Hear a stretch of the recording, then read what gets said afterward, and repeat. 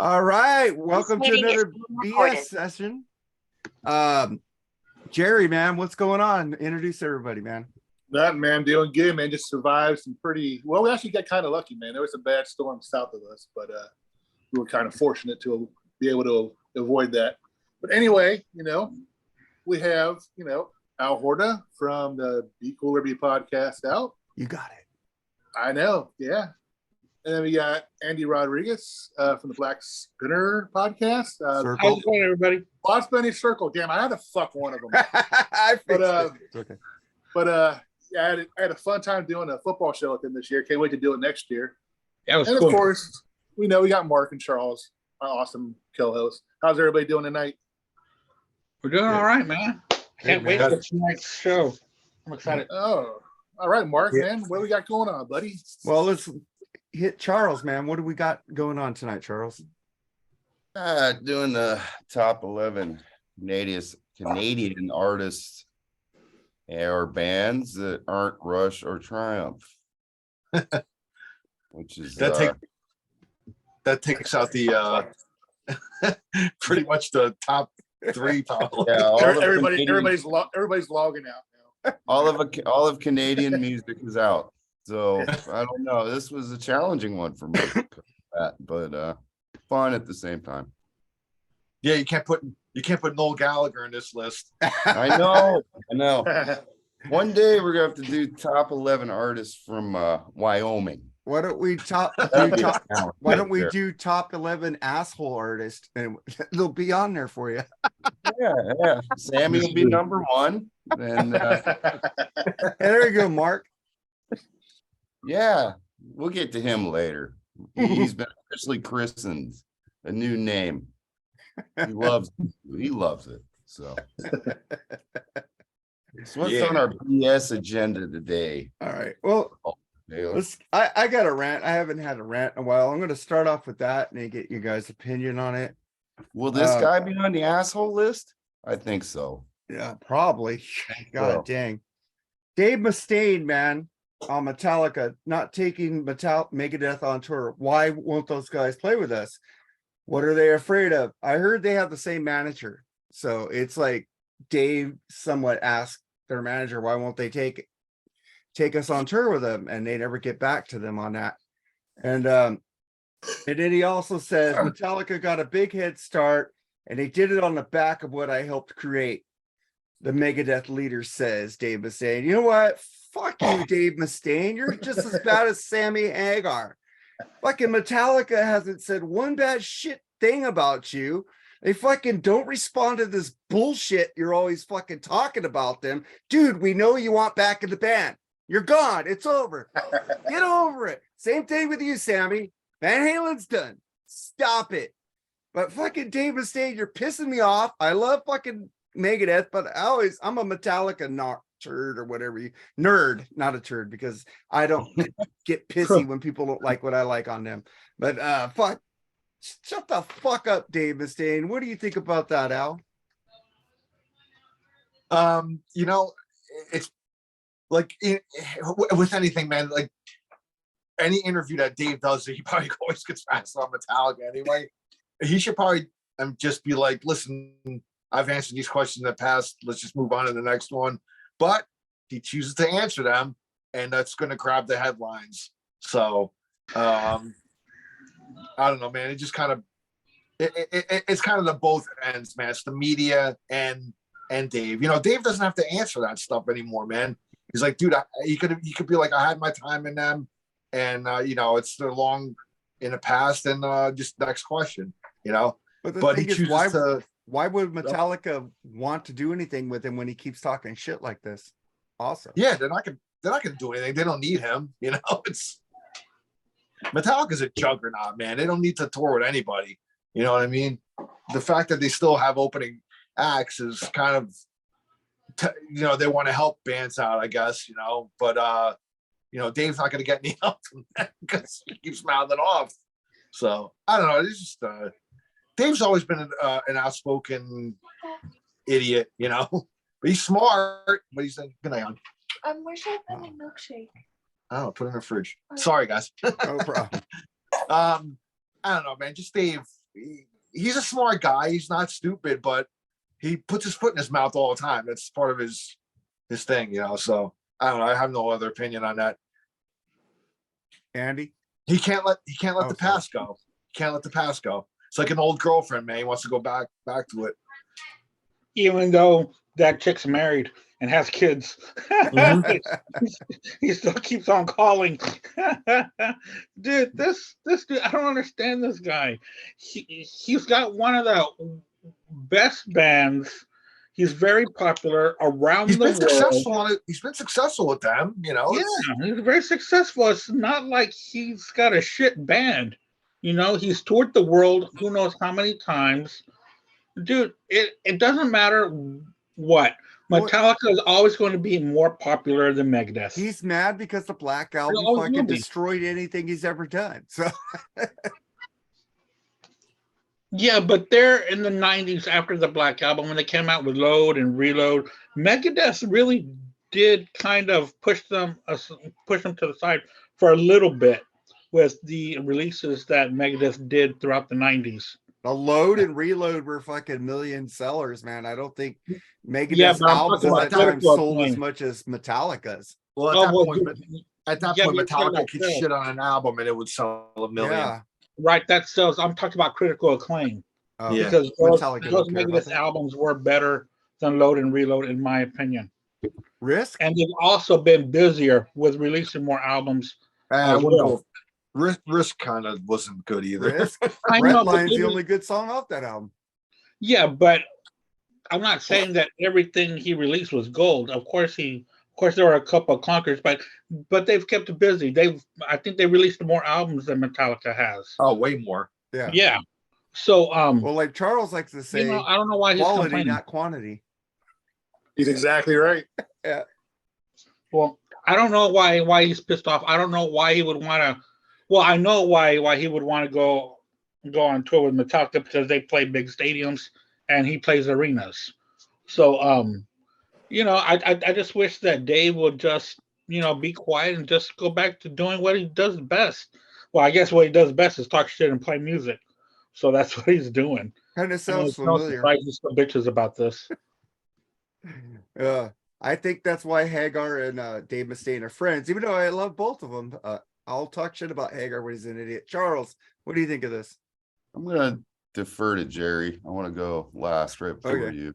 Yeah. He's just always been, like Al said, a jerk or an asshole or whatever the fuck he is. He said that look like he's sucking on a lemon. Fucking, he pisses me off, dude. He needs to shut the fuck up, man. Seriously. Like you all said, he's successful. He's got a great band.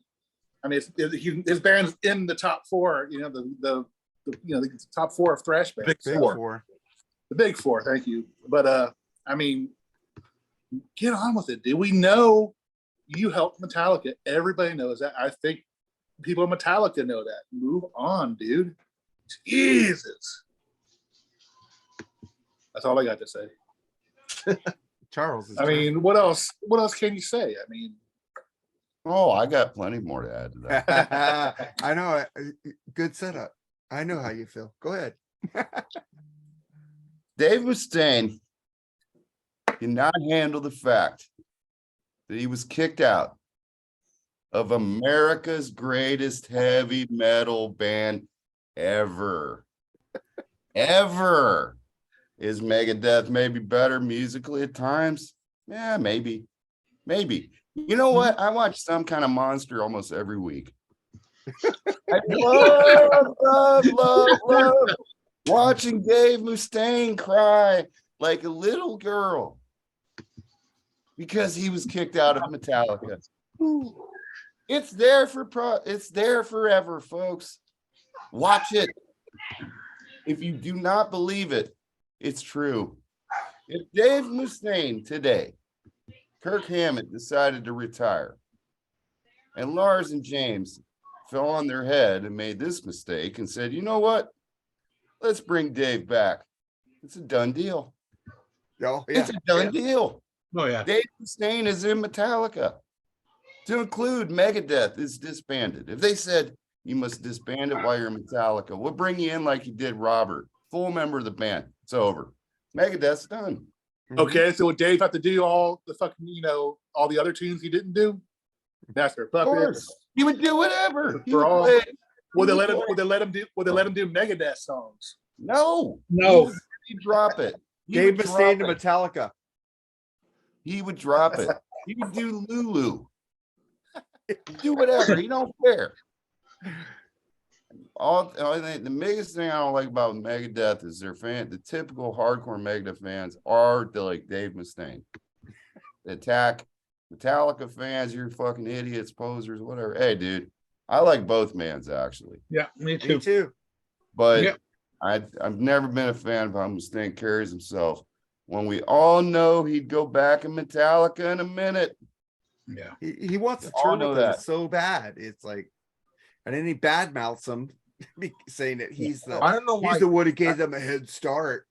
I don't really know why he'd want to go back in Metallica now, though, because he knows damn well he wouldn't have no power in that band. Yeah. Yeah, know? and over here he's got all the power, and he says it kicks people out whenever he wants. And It's Mega he's got Dave. countless It's always complaints. been Yeah. Mega Dave. Come on. Yeah. Do it just to prove that he was better than anybody. That's why. Oh, I can do more with these songs. Okay, whatever. I know you go back in Metallica. It's on some kind of monster. He didn't say it, but he might as well have. Yeah. Watching him boo-hoo like a little girl filled me up with goodness. So, and he also said bass players are overrated too. Which That's what I right. mean. He's always been a fucking jerk, man. That's He's probably like, a shot at. dude, you know what? He gives Christians a bad name. I'm just saying. But But for those that love Megadeth, I love them. I don't love them. I like them.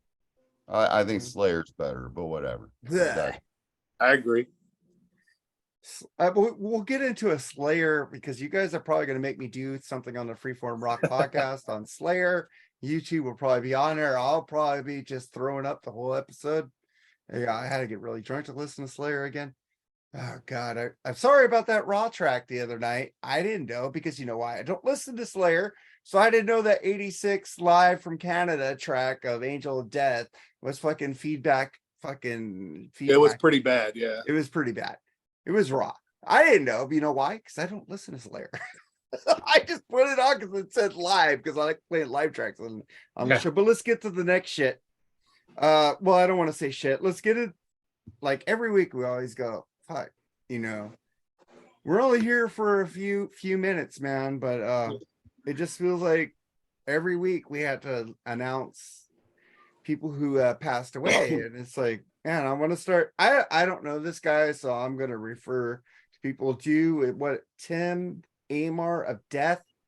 I don't like death metal, but I respect his friends and family. Al, do you have anything to say about him? He was the bass player, I think. Singer. Singer. I'm sorry, the singer. Yeah, he took over for Chuck. Yeah, I was into. I remember I had a really good friend when I was in high school, and we'd go over his house, and his older brother liked a lot of like thrash and death metal and some like black metal and like the more extreme type of stuff. And I'd always look through his CDs, and I remember he always had like death seas. He had like Leprosy, which is like their classic album. And so for a little while, like I kind of got into them, and I was into that stuff. I was bringing like blank tapes and making cassettes and stuff like that. So I remember taping Leprosy, which was their second album, and really liking it, because I was starting to get into heavier music by like 87, 88. I was already like really into thrash, Metallica, Megadeth, and the big four bands. But then I was starting to branch out into like these other genres like death and possessed and things like that. I don't listen to death metal a whole lot, but I like a little more melodic stuff. But every once in a while, I like to go into like a little more of extreme thing. But anyway, like when Chuck died, that was a big deal, because he was like considered a pioneer in the death metal scene, So that was like a big. I remember when he passed away, it was a big deal. This guy, I mean, from then on, I didn't really follow death, so I didn't really know much about this guy, so, but it's unfortunate, man. I mean, I'm sure he wasn't that old either, was in his 50s. 59, I think. Yeah, pushing. I mean, it seems to be a lot of 60s is still young, man. To die in his 60s and it's still young, man. So I mean, he probably didn't live the healthiest lifestyle. Who knows? I don't know what kind of lifestyle he led. So, but rest in peace. And I'm sure, for a lot of Death fans, it's a loss. But I haven't really followed him since the early '90s, so I don't really know the guy. So that's All right, me. That's my Andy. Oh, I don't know that much about the band Death, but I do know that they were one of the 4 leaders in American underground death metal, and they have a large fan base. Unfortunately, I'm not one of them because that kind of music is a little bit too much for me. Me too. But my condolences go out to his family and of course his fans, because I do know that fans of Death, they're very dedicated to their band. So, my condolences go out to them. Okay. That's terrible. And to be only 59, or is that what y'all said? 59 was his age? yeah. Yeah. That's a tough break, man. That sucks. So that's all I wanted to say. So Charles, you say I don't like metal. Do you have any thoughts on the guy dying? Yeah, it's horrible. Anybody dies is horrible. A food poisoning too, What? which is Oh, Is that what it wow. was? Wow. Yeah. Wow, which that's is okay. crazy. That's crazy, right? That's kind of fucked up. That's kind of fucked up to die Yeah. from, then. Yeah. So yeah, it's crazy. Right, I mean, I'm not massive fans of the death metal genre, but hey, it don't matter. I know a lot of our mutual friends are, so I'm sure they felt it. And Yeah, enjoy. to his friends and family are well, it doesn't matter about that. I mean, a human being died, so that's not cool. Yeah, that sucks. And yeah. to his friends, family, fans, my condolences. Condolences, man. But then we get to you, Jerry. I mean, it sucks. I mean, I only knew the guy from the band Pharaoh. You guys ever heard of them? No. That's the only. No. I, as far as Death is concerned, I stopped following them maybe the late '90s, man. So I really don't know much about them past then. I loved them. I loved their stuff back then. I thought it was very. Yeah, Leprosy's a classic, man. Yeah, I mean, it's good shit. But I need to go back and check out their catalog because I haven't listened to it in a while. But I love their early stuff. So rest in peace.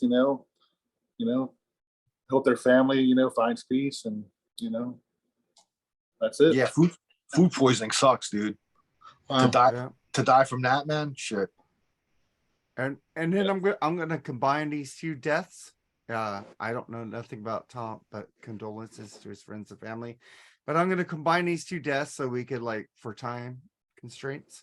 Raquel Welch dead at 82, and Tim McCarver died. Al, any on both of those people? Yeah, Raquel Welch, come on. I mean, she was beautiful and an icon. She just looked beautiful even when she was older, man. I mean, she aged gracefully, in my opinion. Madonna, you should take note.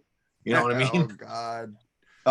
It's not even No, talking about honestly, her. man, I remember her in in some later movies, and she looked older, but she still looked awesome, man. She was still beautiful, and Tim, Tim, broadcaster, and he died at 81. So I mean, 81 is still not terribly old. I'm saying that because my parents are 80, so I don't want to see them go yet. Him doing the World Series and shit. It's like I knew him basically as that. Yeah. No, rest in peace to him too. That's really it, man. I got nothing else. Raquel Welch, man. I mean, she's just such an icon now. She was still hot. Charles, Yeah, beautiful, beautiful. what do you think about those two deaths? Same thing, man. Condolences. And I personally haven't seen that much of Raquel Welch's work, but I see her pictures plastered all over the place forever and ever. And yeah, she's a beautiful woman. And Tim McCarver, I definitely remember his work as a baseball announcer. He had a to me kind of down home kind of vibe to him with his work, and I always really enjoyed his work. So, you know, that was like a few hours ago that came out. Yeah. So You gave it to us, Charles. yeah, crazy. Just Yeah. but it's gonna continue, like you said. And it's sad, but it's just the way it's going, man. I gotta keep saying, can we go a week without this? It always comes the day before on the day of the show. Well, dude, we say it every week. We're not going to go a week without something. Sorry. It'll be rare. Sucks, though. It'll be rare. It really sucks. But Andy, what do you think about those deaths? Yeah, Raquel Welch, I've never really seen a movie of hers, but I do know Go to Jerry like after the I go to the pictures restroom. are plastered everywhere. And also, you know, she came out on an episode of Seinfeld, which she did pretty well on. But Tim McCarver, man, I loved Tim McCarver. He was one of my favorites. He called 23 World Series. He played for countless teams. Well, not countless, like maybe 4. And he won the World Series twice. He played with the Cardinals. That's where he won his World Series. But also he called 23 World Series, if y'all can believe that. That's, you know, of course he was already 81, but he lived a great life. He gave his life to the game by either playing it or being in the broadcast booth. And I was reading about his very first one. He was called in, his very first World Series, he was called in as a replacement for Howard Cosell. So I don't know if Cosell had gotten sick or what happened, but they called Tim Carver and he took over for the rest of the World Series until he retired. So, you know, my condolences to his family. And, you know, I enjoyed listening to him. And he really broke down the game the way that for people to understand, for people that weren't that familiar with the game. So that's all I have to say. And, you know, I'm sorry to hear about Tim McCarver passing away. Jerry? Yeah, I mean, he was a great announcer. Like I said, unfortunately, he played with the Cardinals. That's his only thing I didn't like about him. But he always had this really soft-spoken way of announcing. You know what I mean? Not irritating or annoying like some of these people nowadays. You know, rest in peace. He was I grew up listening to this guy announce games. So as far as Raquel Welch, man, that, you know, she said she never wanted to be a sex symbol, but I guess if you look like that, it's kind of hard not to be, you know? Yeah, it's hard. That picture, what was that movie? Million Year BC or whatever. Mhm. And that bikini, it was in Shawshank Redemption, that picture where he escaped. Mhm. Beautiful movies. woman. Yeah. I mean, sexy, beautiful woman. I only know a few movies. I know she was in, unfortunately, I had to watch Legally Blonde. She was in that, I think, if I remember right. Yeah. I don't know. She was in a bunch of movies. She was in Work at Mindy. She was in a lot of shit. Yeah. But 82, man, that's a good life, man. I mean, yeah. I prefer going to my mid 90s, but, you know, and like Al said, man, she was beautiful right to the end, man. So, I mean, she had some work done, but not as bad as some people. So, Madonna. No, she did a touch up, but that's about it. You know, a touch up here and there. I mean, she Nothing had wrong with that. No, there's nothing wrong with Hey, that. Dolly got the Parton money- does the same thing. She doesn't you got the look money like to a look hose good. I piece don't give like a fuck. Do Madonna. what you want to yourself. You know? Yeah, but it's when you come out all fucked up that you don't even know who that person is, that you have to be told who that person was. Did you ever That's- see that mom and daughter that got so many fucking plastic surgeries they look like a balloon? Yeah. Oh. it's- Oh my god! How do they think they're hot?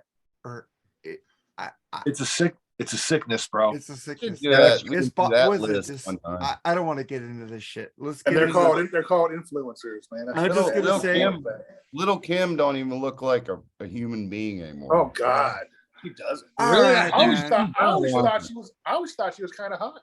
Yeah. Yeah. I don't know what happened. What the fuck? Yeah. It What's she says- like? What's she like? 4 or 5? I mean, she's real teeny, but Yeah, she looked it's good. I mean, like Al said, it's a sickness. It just Yeah, can't. it's a like sickness. crazy. But Yeah. what I gotta say about Raquel Welch? I remember her from I think Mork and Mindy. She was in a few episodes of Mork and Mindy.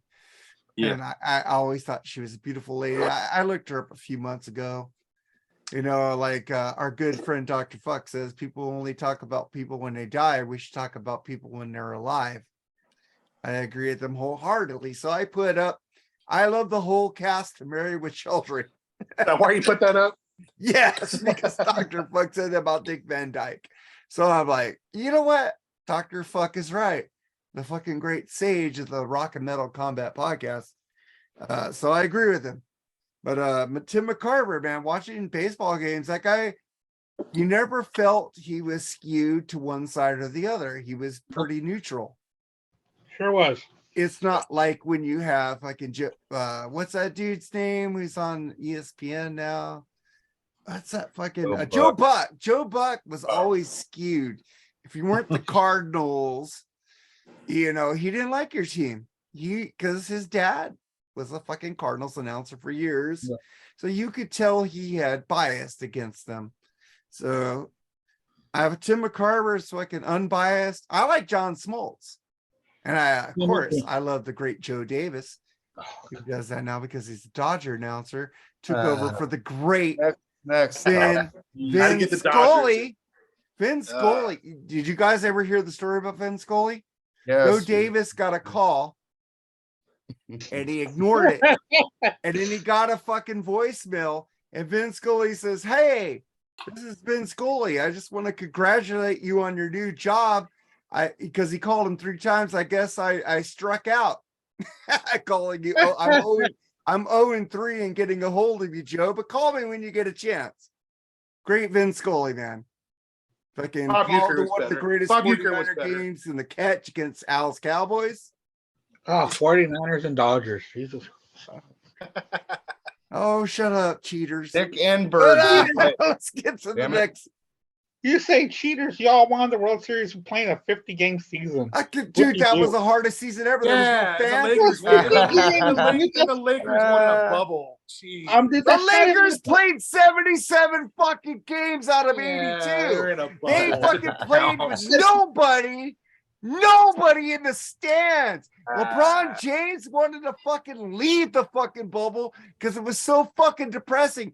That is the fucking hardest NBA championship to win in any fucking game. So fuck off, you Laker haters. Dude, Okay, The Dodgers- son stand over there. What have you won? We got a good chance this year. Fuck I you. don't think you'll win. You'll die like usual. Maybe coming soon. KD went there. KD went there. Ah, Yeah. the Now Dodgers fuck won a high Katie. school season. fucking supersonic original draft pick is still with that. Fuck that Supersonics. shit. That was a You're long so- time. Let's get to something that Charles loves. Richie Journey? Sambora is in talks with Bon Jovi about a reunion. We have to get out there and do it for the fans. Sambora also briefly touched on singer John Bon Jovi's alleged vocal issues, which were a point of discussion among fans and critics during the band's 2022. John is having a hard time with his voice a little bit, but he needed to take a little bit of a breather. Fucking, he admitted it that John had problems with the voice. Do you think any member of Kiss would fucking admit that? Al, what do you think about Richie Sambora coming to band and him admitting John had vocal problems? It's probably inevitable that he was going to come back. Admitting that John has vocal problems. I mean, shit, water is wet, bro. But the tour It- before that was good because I saw it. It was What's that? fine. What? Did you This admit house is that? not for sale. That was a good one. Did you admit that? I did. I Love it. I love it. I saw Andy, you're the. gone. I actually saw the house is not for sale, right? That this house is not for sale. Is that what it's called? Yeah, the album. I saw that a friend of mine had an extra ticket for. Why is there it was, shit? This meeting is being recorded. it We was got in two Andes. There's two What the Andys. fuck? What? For real? I don't know what the hell just You happened. just split Yeah, two and for real. you're in the black. You got Bizarro Andy and Andy. Shit, we're trying to be more professional in the Freeform Rock podcast because we are the sloppiest America's podcast of all time.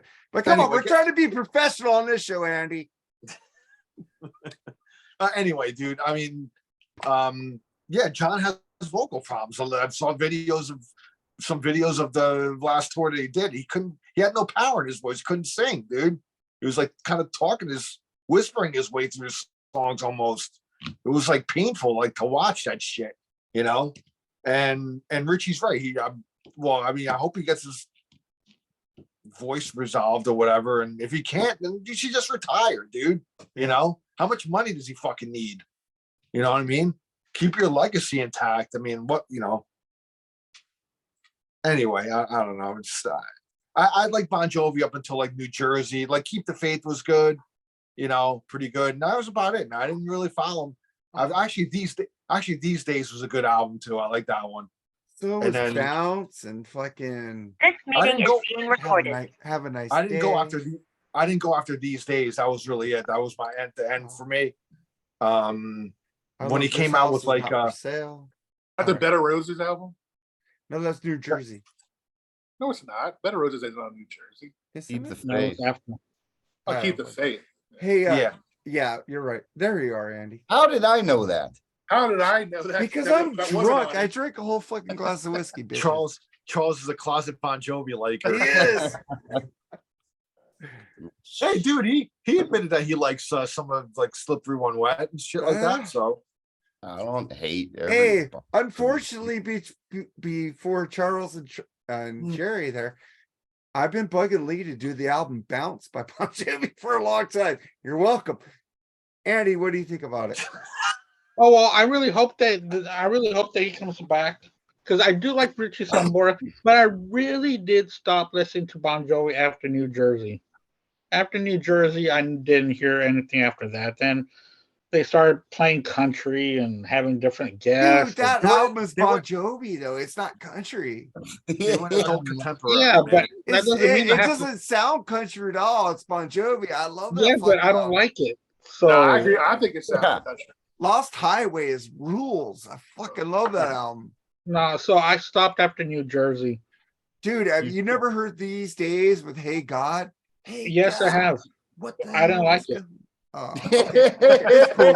I don't want to be an elitist on this. So Charles, what do Because you that's think? the bottom line. 'Cause It is. Stone Cold said so.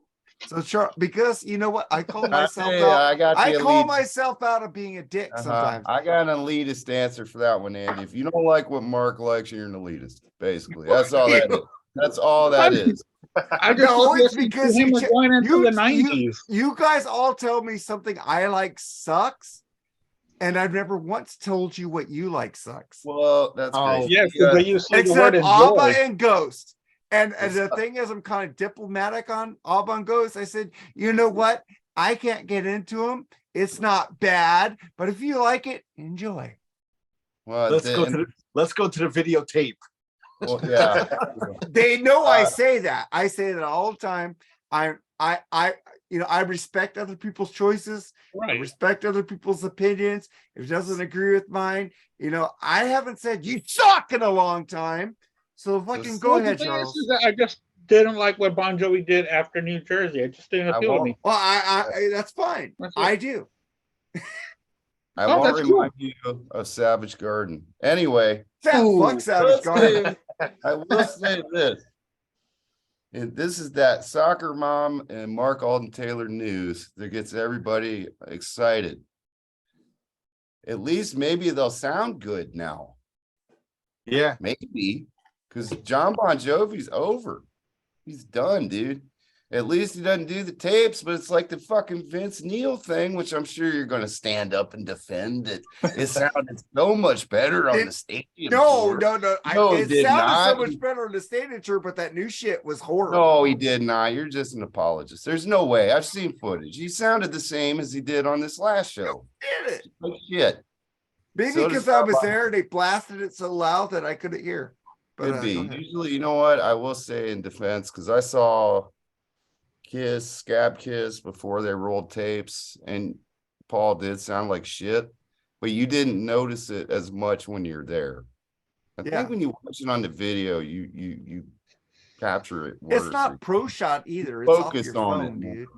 Yeah, you focus on that more or something. When you're in the element, I don't think you quite notice it as much. But anyway, yeah, But Def whatever. Leppard rules. Yeah, not really. But with Fuck Bon off. Jovi, hey, whatever.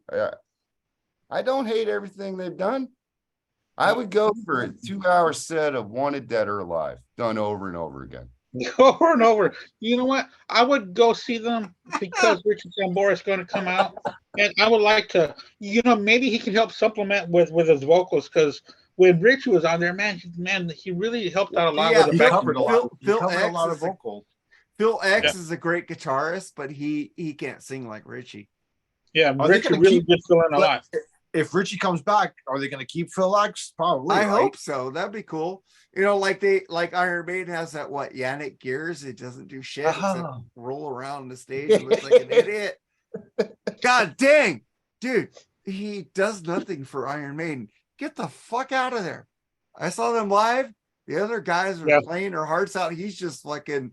It looks like I'm sorry, retarded people, but you look retarded. He's all spinning out his finger, and who knows what the hell he's doing with that guitar. He ain't playing it. Charles, what do you think? Are you done, Charles? I don't want to cut. I mean, it's just Bon Jovi. Who cares? Who cares? Mark was. I do. So, I do too. Jerry. They're the best fucking band in the world. I mean, unfortunately, I was busy every time they came, in Nashville on tour, and I missed them. Unfortunately, I'm gonna be busy days in the future when they come too. But they're the Hey, fucking you best. mest Night They're the- Ranger again. They're the What fucking fuck's best. wrong with you? All their shit after New Jersey is fucking awesome. You don't need to send me anything, Mark, on Messenger. I know it all. It's great. I love it. I'm just saying, I love Richie. I love Bon Jovi. Like I said, the 2020 album is shit. It's just weird that maybe he didn't practice, do anything. But the 2020 album was horrible. This House Is Not For Sale was a good album. I didn't play Great. that title Fucking track. great album. Great album. I love This House Is Not For Sale. Great. And fucking album. Bon I love Jovi was Richie. my very first concert, so I'll always hold that special because Bon Jovi was the first band I ever saw on stage, so that was really cool. One with the smile face on it. Nice. But Huh? that's The red Have a smile Nice face. Day. I love that fucking album. Have a nice day. And I say, boom, boom, have a nice day. I fucking love that song because they're being sarcastic. Somebody gets in your way, just tell them, have a nice day. That's a fuck off. Fucking great. I love that fucking song. That's fucking clever lyrics, man. Yes. Brilliant. It's brilliant. Brilliant. Fuck off. I don't know All if of Bon you. Jovi ever had a fuck off song. Well, have a nice day is kind of go listen to that song. When the world gets in my way, I say, have a nice day. He's saying fuck off. I'll check it out. More rock and roll than that, right there. Oh, fuck off. Passive aggressive. Well, let's backhanded. get to I'm gonna get to a couple more bullshits, and then we're gonna get to what we're supposed to do. Then we get to let's get into some movie shit because we are sports and movies. We already talked a little bit of sports. Let's talk about movies. One of my favorite directors of all time, Steven Spielberg, tells Tom Cruise, "You saved Hollywood's ass. Top Gun Maverick might have saved the entire theatrical industry." What do you think about that, Al? Well, that movie was fucking huge, man. It did it do $1 billion? Oh, it's like the great fucking movie, dude. It did a lot of money, dude. More than anything, even more than any Disney movie. That is, I mean, I watched it, a couple of times, and it's a great movie, man. I really like it. So, I mean, there could be a little bit of truth in that. I struggle to find a bad Tom Cruise movie. Me Me too. too. Same way. I think the worst was Eyes Wide Shut, but that I didn't mind wasn't that bad. But I love that movie. I love But that I'm movie. saying it wasn't bad. It's not something I wouldn't watch anymore. That's a Kubrick movie too. Yeah, I don't like Stanley Um, Kubrick that much either. Last, yeah, his last one. Yeah.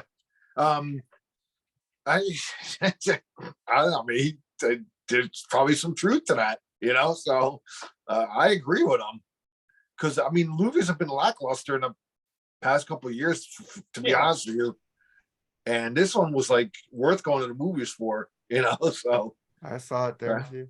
and again, man, I don't fucking think Tom Cruise, the guy's career has been freaking amazing. I agree. I don't know, man. And maybe because Cats, he's like Cocktail, that's Terry Scientology, that's Maguire, Scientology shit, you know. Born on the 4th of July. I don't know about Cocktail. That one's kind of Dude, every Mission Impossible Hey, that was an movie Elizabeth. got better. That was Elizabeth was Shue, hot in wasn't it. it? She was Was hot in Elizabeth it. Shue in Cocktail? Yeah. Hey, Yeah. but just put it this way: every Mission Impossible movie got better. Every They are. Fast and the Furious Come on. movie got worse. Charles, well, come on, Charles. You didn't like the way Tom Cruise flipped the bottles? Cocktail was That amazing. movie was silly. But dude, he And- did the bottle alcohol flipping, dude. Oh wow. You know, And- Tom Cruise. Yeah, he had does all his own stunts. risky Like bottle business, dude. flipping. You know, he's a method actor. He had sex with Rebecca De Mornay, so it looked real in the movie. Yeah, yeah. Good for I, hey, I good like for the him, man. interview. I like the interview with the vampire. That's a good one too. Oh, wait a second. That might be one that I didn't like him in, actually. Okay. Ah, there's Why? one. I liked I him as a thought bad it guy. I thought he pulled it off. Magnolia was kind of weird, but that was cool too. But Vanilla Sky.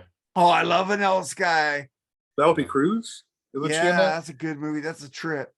My And- favorite movie is that Edge of Yeah, Cameron Diaz. the newest besides Top Gun Maverick is Edge of Tomorrow. Good movie. That Yeah. movie is fucking great. Rock of Ages.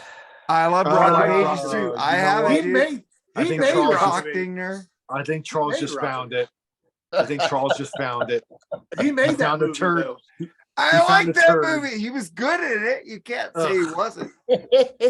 Arnold Casey Jones. Speedwagon was in there. You know what sucked was the thing where they did I Can't Fight This Feeling. They made it gayer than it already was. That was funny as fuck, man. but I'm they sorry. still made it gayer than it already It was funny, dude. It was supposed to be comedy, dude. Take No it easy, offense to man. gay people. I have lots of gay friends. Jeez. Charles, what do you think about that shit? I mean, that's cool. I mean, I buy it. I buy it. I mean, Spielberg says it. I mean, makes sense to me. Huge money. I mean, Top Gun just rules as a period. Doesn't matter. First one, second one, whatever. They keep making it too. I'd be happy with that. So he's always been a big star, man. And one movie he made that I really, really, really like, I don't think it got enough love, was Valkyrie. No, that was a good Great movie. That was a Fuck. fucking great movie. Yeah. And Legend. Remember Legend? Oh, wait, that's another one. Yeah, The Last Samurai. Last Oh, a Samurai. third one. Fucking Okay. great movie. I have that over here somewhere. But anyway, Top Gun, yeah, it's great. And he probably did. But I still think movies are gonna move more to streaming. I'm sorry. Fuck that shit. It's not, wait a minute, but it's not because of the fucking movies. It's because of the tier programming they're doing at like AMC, and they're charging you for good seats Right. Yeah. in the theater and stuff like that. The theater industry itself is gonna ruin it. Well, Regal's already closed a lot of places. Well, AMC is gonna be closing a lot too if you got to pay extra just to sit in a good seat. Yeah. So Yeah, and to touch on what But what, you get the Charles A-list, was it's saying- only $25.99 a month. You get to see 3 movies a week. Wait, That's wait, a wait, wait. good- So if you go see a movie and there's only 5 or 6 people in there, you can't pick your own fucking seat. No. you can, but you have to pay extra for it. yeah, they do tier seating in AMC now. So Yep. Yeah. I heard of that, but I don't know how it works. But that fucking blows, dude. Yeah, It but does. they should try to get people into the theaters because there's not that many Yeah. people going to the theaters right now. Instead, they're doing the opposite. Yeah. You know, $10 for a fucking thing of candy. You figured that would be enough? I guess not. Oh, I bring my own candy and I I do Did I too. ever, My wife did I brings ever the tell drink you first. this episode? We saw this movie called The Sixth Man with Damon Wayans, and I had this fucking, remember those starter jackets in the 90s with the big pouches? I had the 49ers once. I put peppermint schnapps, I put tequila, I put 12-pack of beer in there. And my friends decided they didn't want to drink, so I drank the whole shit. Because I go, fuck, I ain't wasting my money. I blacked out. It's fucked up. But let's get out of this because Richie Sambora is cool. Did I miss anybody? Did I miss Back to anybody? Richie Sambora again. Did I miss anybody? Cruise, buddy. Oh, Tom Cruise, Jerry. Thank Yeah. you. Gee. No, I mean, you guys said it all enough. I mean, I don't doubt that at all. He saved it. I mean, he blew away fucking that movie blew away Jurassic Park, man. I mean, that's a huge franchise. So Andy, did you talk on Tom Cruise? I don't think he did well, either. Oh well, No, the last, I'm saying keep going. I'm saying who's next. yeah, no, well, the last Tom Cruise movie I saw was The Outsiders. So I really don't have much to say. Whoa. I'm not a very big movie guy, so the last real movie I saw with Tom Cruise was The Outsiders. What? Yeah. You never saw him bored on the 4th of July? No, I've never seen Born on the 4th of July. I Oh know my the premise of it. I've never God. seen it. Do you like Jack Nicholson? Yeah, I do. Do you like Kevin Bacon? Yes, but I've never seen A Few Good Men. You need to go watch that movie, Andy. I don't have to. I'm fine. Do it. You know what? No, I've no, lived no, my no, life. no, no. Don't have You would, Don't have. Andy, I know you. You will enjoy that fucking movie. You would like think Days I of would. Thunder better. You like Days of Thunder. Days of Thunder, yeah, you would like when him He's and the Nicole Thunder Kidman. rules, man. It's He like fucking Top rules. Gun on a car. Far and Away rules too. I like Far and Away. I like 'cause that movie. That wasn't bad. Far and Away because that showed my ancestors in Oklahoma because my grandma's grandpa freaking did that land rush like in Far and Away to get to stake their land in Oklahoma. And he lost their house because he was a gambler and a fucking alcoholic. But I'm not. I'm good. But who needs to talk now? Maybe one day I'll go back and see, different movies, but I just wasn't interested in him for some reason. I just didn't. You never saw Risky Business. Oh yeah, but wasn't The Outsiders about the same time? Yeah, But Risky I think right Business- afterwards. I think right afterwards. Risky Business is all about I'm- Tom now. Oh well, yeah, I've seen Risky Business, It was and I've after. seen that movie Going All the Way, or no, wait, All the Right Moves. Yeah, but you never saw Top Gun? Nah, I never saw the first Top Gun, Oh my God, Good stuff, man. dude. and I'm fine. I I do love have you, the Andy. soundtrack. I love you so much, Andy, but you need to watch Top Gun before you make an opinion on Tom Cruise. You're gonna get plastered with What's fucking that movie where he had recommendations the after this show. precogs? The precogs? Precox.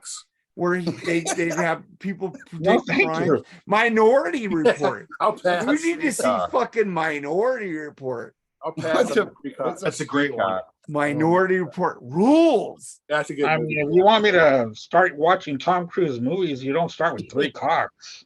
But you don't know. They see that somebody's going to commit a crime before they do it. It's and Tom Cruise goes, "This is precognitive. fucked up." Yeah. Yeah, Thank you, Al. it's a fuck. Edge of Tomorrow. Do you like who's fucking the Johnson's wife? Who?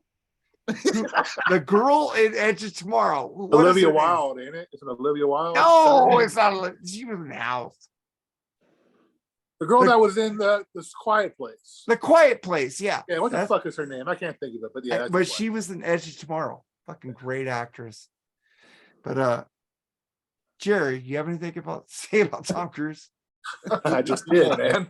Okay, well, I'm No, gonna no, I do want to mention I am looking forward to the next Mission Impossible. It's going to be two movies actually. Yes. So- And I'm looking forward to Precox.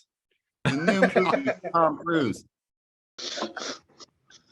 That's gonna rule. Did I say Cox or Cogs? Which will be played sounded like at Three the Smoke Cocks. Theater Might have in said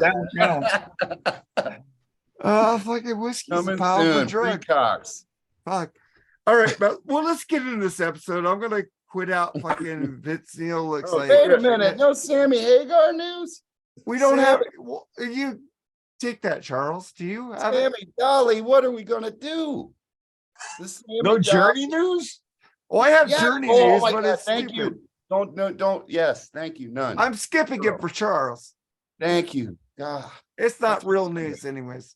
there wasn't any Hagar news this week, unfortunately. Mark Daly, who's now Sammy Daly.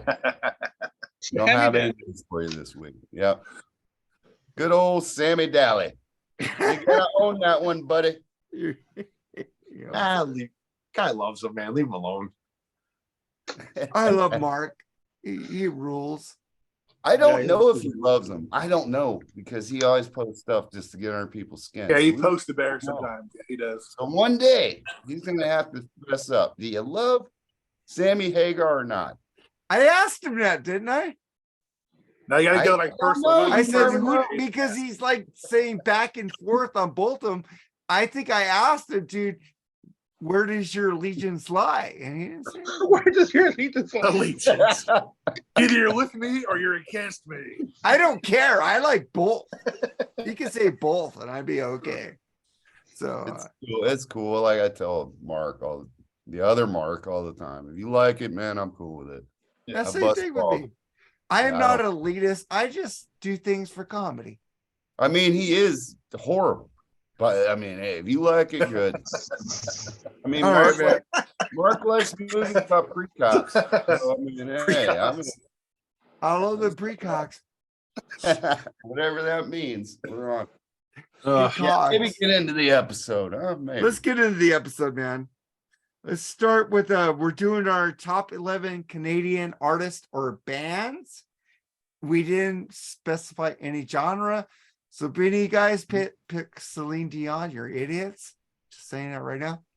But let's start with you, Al. What's your number 11? You say people don't suck. I didn't. Well- I have to because it's a show. Near, far, wherever you are. Oh, Well, Canada. Oh, Canada. That's a What great Oh, I know. movie, by the way, isn't it? Titanic. That's a great Titanic? dude. Titanic. Jack had Titanic. room to get on that fucking plaque. Fucking Rose is a bitch. All Pretty right. much. Yep. All right. I wouldn't Al. mind drawing her. Al's naked. turn or what? That's just me. Al? Yeah, gonna I step asked up, Al right? what his number 11 is. He started singing "Oh Canada." Oh, no, I was thinking Oh, Canada. Oh And well, whoever. Jerry Well, was my- doing Celine Dion's greatest hits. Go ahead, Al. Couldn't tell the difference, could you? My number 11, I heard I got into these guys. I tried these guys out like the past like couple years because I always heard Eddie Trunk talk about them, and I never had heard them. And because Eddie Trunk talked about it, I was like, let me check these guys out because he's always like giving them love and stuff. So my number 11 is gonna be Coney Hatch. And I checked out, they have only 4 albums. The first 2 are like the best, man. Real great melodic hard rock. I think it's the first one's from like 1982.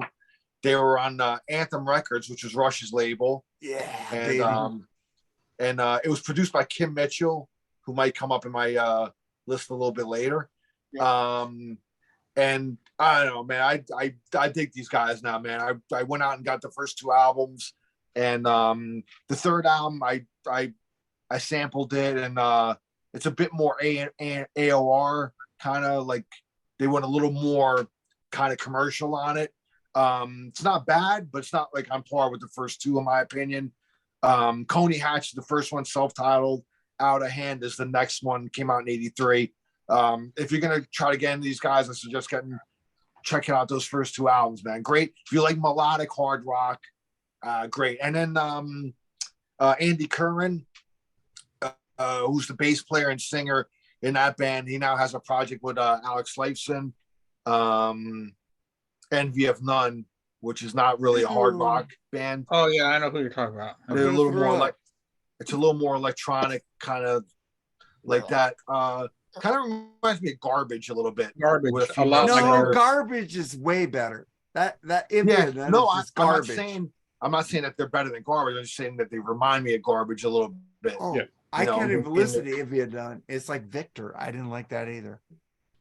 Yeah, well, Alex did his hard rock thing. He wants to do other shit, so I respect what he wants to do. That's And just like George Lynch. Yeah. Ooh, that George Lynch was rough, man. So yeah, Coney Hatch is my number 11. So What's your number That's 11, like- Charles? I'll be right back. And after you, Charles, go to Andy if you don't finish. My number 11. This will be the shock one from coming from me. I actually did this one kind of a dead. My whole list in general is actually not necessarily in order, actually. I just picked 11. A lot of them are just, some of them mean something to me, and then some of them I just recognize their greatness, and I'm not necessarily a mega fan. And number 11 would be that. But this was also, I'm going to dedicate my number 11 to my late mother, because for some reason she was a fan of this guy. And the reason why I say seems strange is because she wasn't like an older lady or anything when she liked the guy. My number 11 is Paul Anka. Wow. Miss Put Your Head on My Shoulders. You know what? Actually, I looked into him. Do you know how many good songs this guy wrote? Yeah, a lot. And to the 80s, actually. He wrote This Is It with Michael Jackson on Michael Jackson's last work. Oh, wow. He wrote the theme song to The Tonight Show with Johnny Carson. Yeah. He wrote the English lyrics to My Way by Frank Sinatra. And of course, his biggest hit was Diana. But for some reason, my mom loved Paul Anka. You know, when I was in New York City this past Dedicated to her. October. My number 11, Yeah. Paul Anka. Go ahead, Andy. Yeah, when I was in New York What was your City number- this past one second. October. What's your number 11, Charles? Paul Anka. Cool. Andy? Okay, go ahead. And we were, my wife and I got tickets to the Drew Barrymore show. And we got excited because Paul Anka got out of a limo and he went inside the studios because we thought Paul Anka was going to be on the Drew Barrymore show. We're like, oh man, that's pretty awesome. We get to see him perform. But he went in there and he went to a different studio. And I was kind of bummed because I thought I was going to see him perform, which I thought would be pretty cool. My Yeah. mom loved Paul Anka. So That's did why- mine. That's Yeah. why I can't stand Cookie Monster vocals. I need harmonies because I grew up on that shit, like the Everly Brothers, Paul Anka, Buddy Holly. That's why I can't stand it. But he's like, he was probably actually a more incredible songwriter Well, than he God, was yeah. a performer. So Yeah. and he's gets overlooked a lot, unfortunately. He really So, does. Yeah. Paul Anka, my number 11. So on to the next guy. Andy? Yeah, my number 11 is going to be a band that came out in the 90s. Sum 41, which played the pop punk music. The first two albums were just fantastic. Even though the chords were all the same, the music was all the same, but the lyrics were pretty good. A little bit more above the other pop punk band, pop punk bands that came out at that time, because there was a whole slew of them that was coming out after Yeah, they Green were Day. better than Good Charlotte. I'll give you that. Oh, they were way better than Good Charlotte. Good But yeah, Charlotte but was Sum 41 posers. is my number 11. Jerry? My number 11 is I like them both with the question mark and without the question mark. That's the Guess Who. Good one. I mean, if you haven't heard American Woman, what fucking island are you from? You know what I mean? Everybody's heard of that fucking song. Yeah. I mean, great albums. Candleweed, American Woman, Share the Land, all good stuff, man. The great Randy Bachman. Yeah. Later went on to do fucking Bachman Turner Overdrive, another good band. I was going Yeah, to lump American- it. Yeah, I was American gonna Woman lump by it together. I mean, Lenny Kravitz, right? The only yeah, crowd that's said it. great, but the Austin Powers soundtrack, right? nah, but anyway, yeah, that's my number 11. You know, great band. Great pick, great band, man. Yeah. My They're, number 11 is- they're a Canadian legend, man. That band is, I think my 11's gonna be more rock and metal, hard rock, whatever. same here. I'm gonna pick the Killer Dwarfs. Number 11, Stand Tall, Stick to You. I remember when my neighbor bought that fucking tape, and I remember seeing that video. They were all fucking. They all call themselves dwarfs. They all Daryl Dwarf, whatever dwarf. Russ. Russ Dwarf. You know, I used to be friends with the drummer of that band, his real name, but I lost 3 Facebook accounts, so he doesn't think I'm real anymore. But that guy was a cool dude. He's a Tampa Bay Buccaneers fan. He likes pirates. Fucking great band, the Killer Dwarfs. Fucking, I love that band. I can't wait till they come out with a new album. That's my number 11. Let me get to you, Al. What's your number 10? Oh, wait, Jerry, I got you, right? Yeah, guess so. Okay, then you, Al, number 10. All right, my number 10 is a band that came out in the early 90s. I dropped their name actually, I think on Andy's show last week. I think some show I was on. I Mother Earth. They're Eddie like an Trunk. alternative. Yeah, What's that? Eddie Trump. Eddie Trunk. That's it. That's it. Yeah, I heard that, and I told you to share that shit. You were like one of the first few guests on there that said Yeah. that band. They were talking. Yeah, it was him and a couple of guys, the Canadian. They were talking about Canadian. The band. dudes from the freaking Slash band, those two guys. Yeah, And the one dude, I forgot what band he's in, but yeah. the one guy was in he left though, but he was in Five Finger Death Punch. Yeah, he or was the whatever. third guy. Yeah, Five Finger Death. Yeah. All right. So anyway, like I Mother Earth, they're an alternative like metal band. They blend like, think of like if you take like Jane's Addiction, and blend it with kind of like Santana and like Primus, a little bit like that. It's like really kind of like it has like a Latin. It's like if you go like to a poetry reading and then have like music behind it. That's kind of like how it was. Like I heard like their early shows were kind of like that, but that's kind of like the way Jane's Addiction was too. So the guitar player is Jack Tanna and a drummer is Christian Tanna, two brothers. And Jack Tanna is a very underrated guitar player. If you ever listen to this band, he's an incredible guitar player. They're not known really here in the United States. But I suggest seeking out their first album, Dig, which came out in '93. It's a killer album. It's all, here's the blend. It's like if Jane's Addiction, The Doors, and Santana were thrown in a blender, I think that's kind of like how they are, and there's like one song on there actually called So Gently We Go on the first album. It almost kind of reminds me of The End by The Doors. Kind of has the same kind of vibe. If you like that song, you'll dig that song. And it's got like Latin percussion on there, and it's really cool, man. So I dig this band. But I only really like the first album. After that, they got Edwin, who's the original singer, left, and he actually went on to sing on Alex Lifeson's Victor album. Some of the songs on there, and they got like some different singer, and they kind of went a little more commercial for my taste. But the first album is classic, and I'll always love it. So I Mother Earth, that's my number 10. Well, you said Victor, and I just checked out. Charles, what's your number 10? All right, everybody, let's get it. Let's sing along. Oh. Everybody know that one?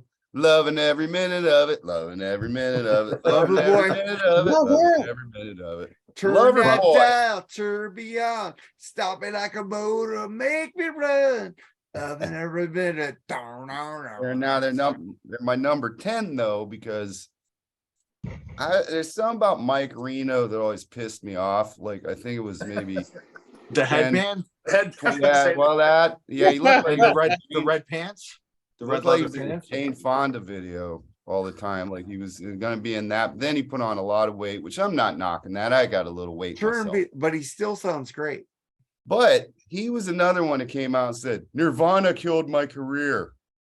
No, you guys He's probably were right. He's probably you guys were done way before that. No, they I think, weren't.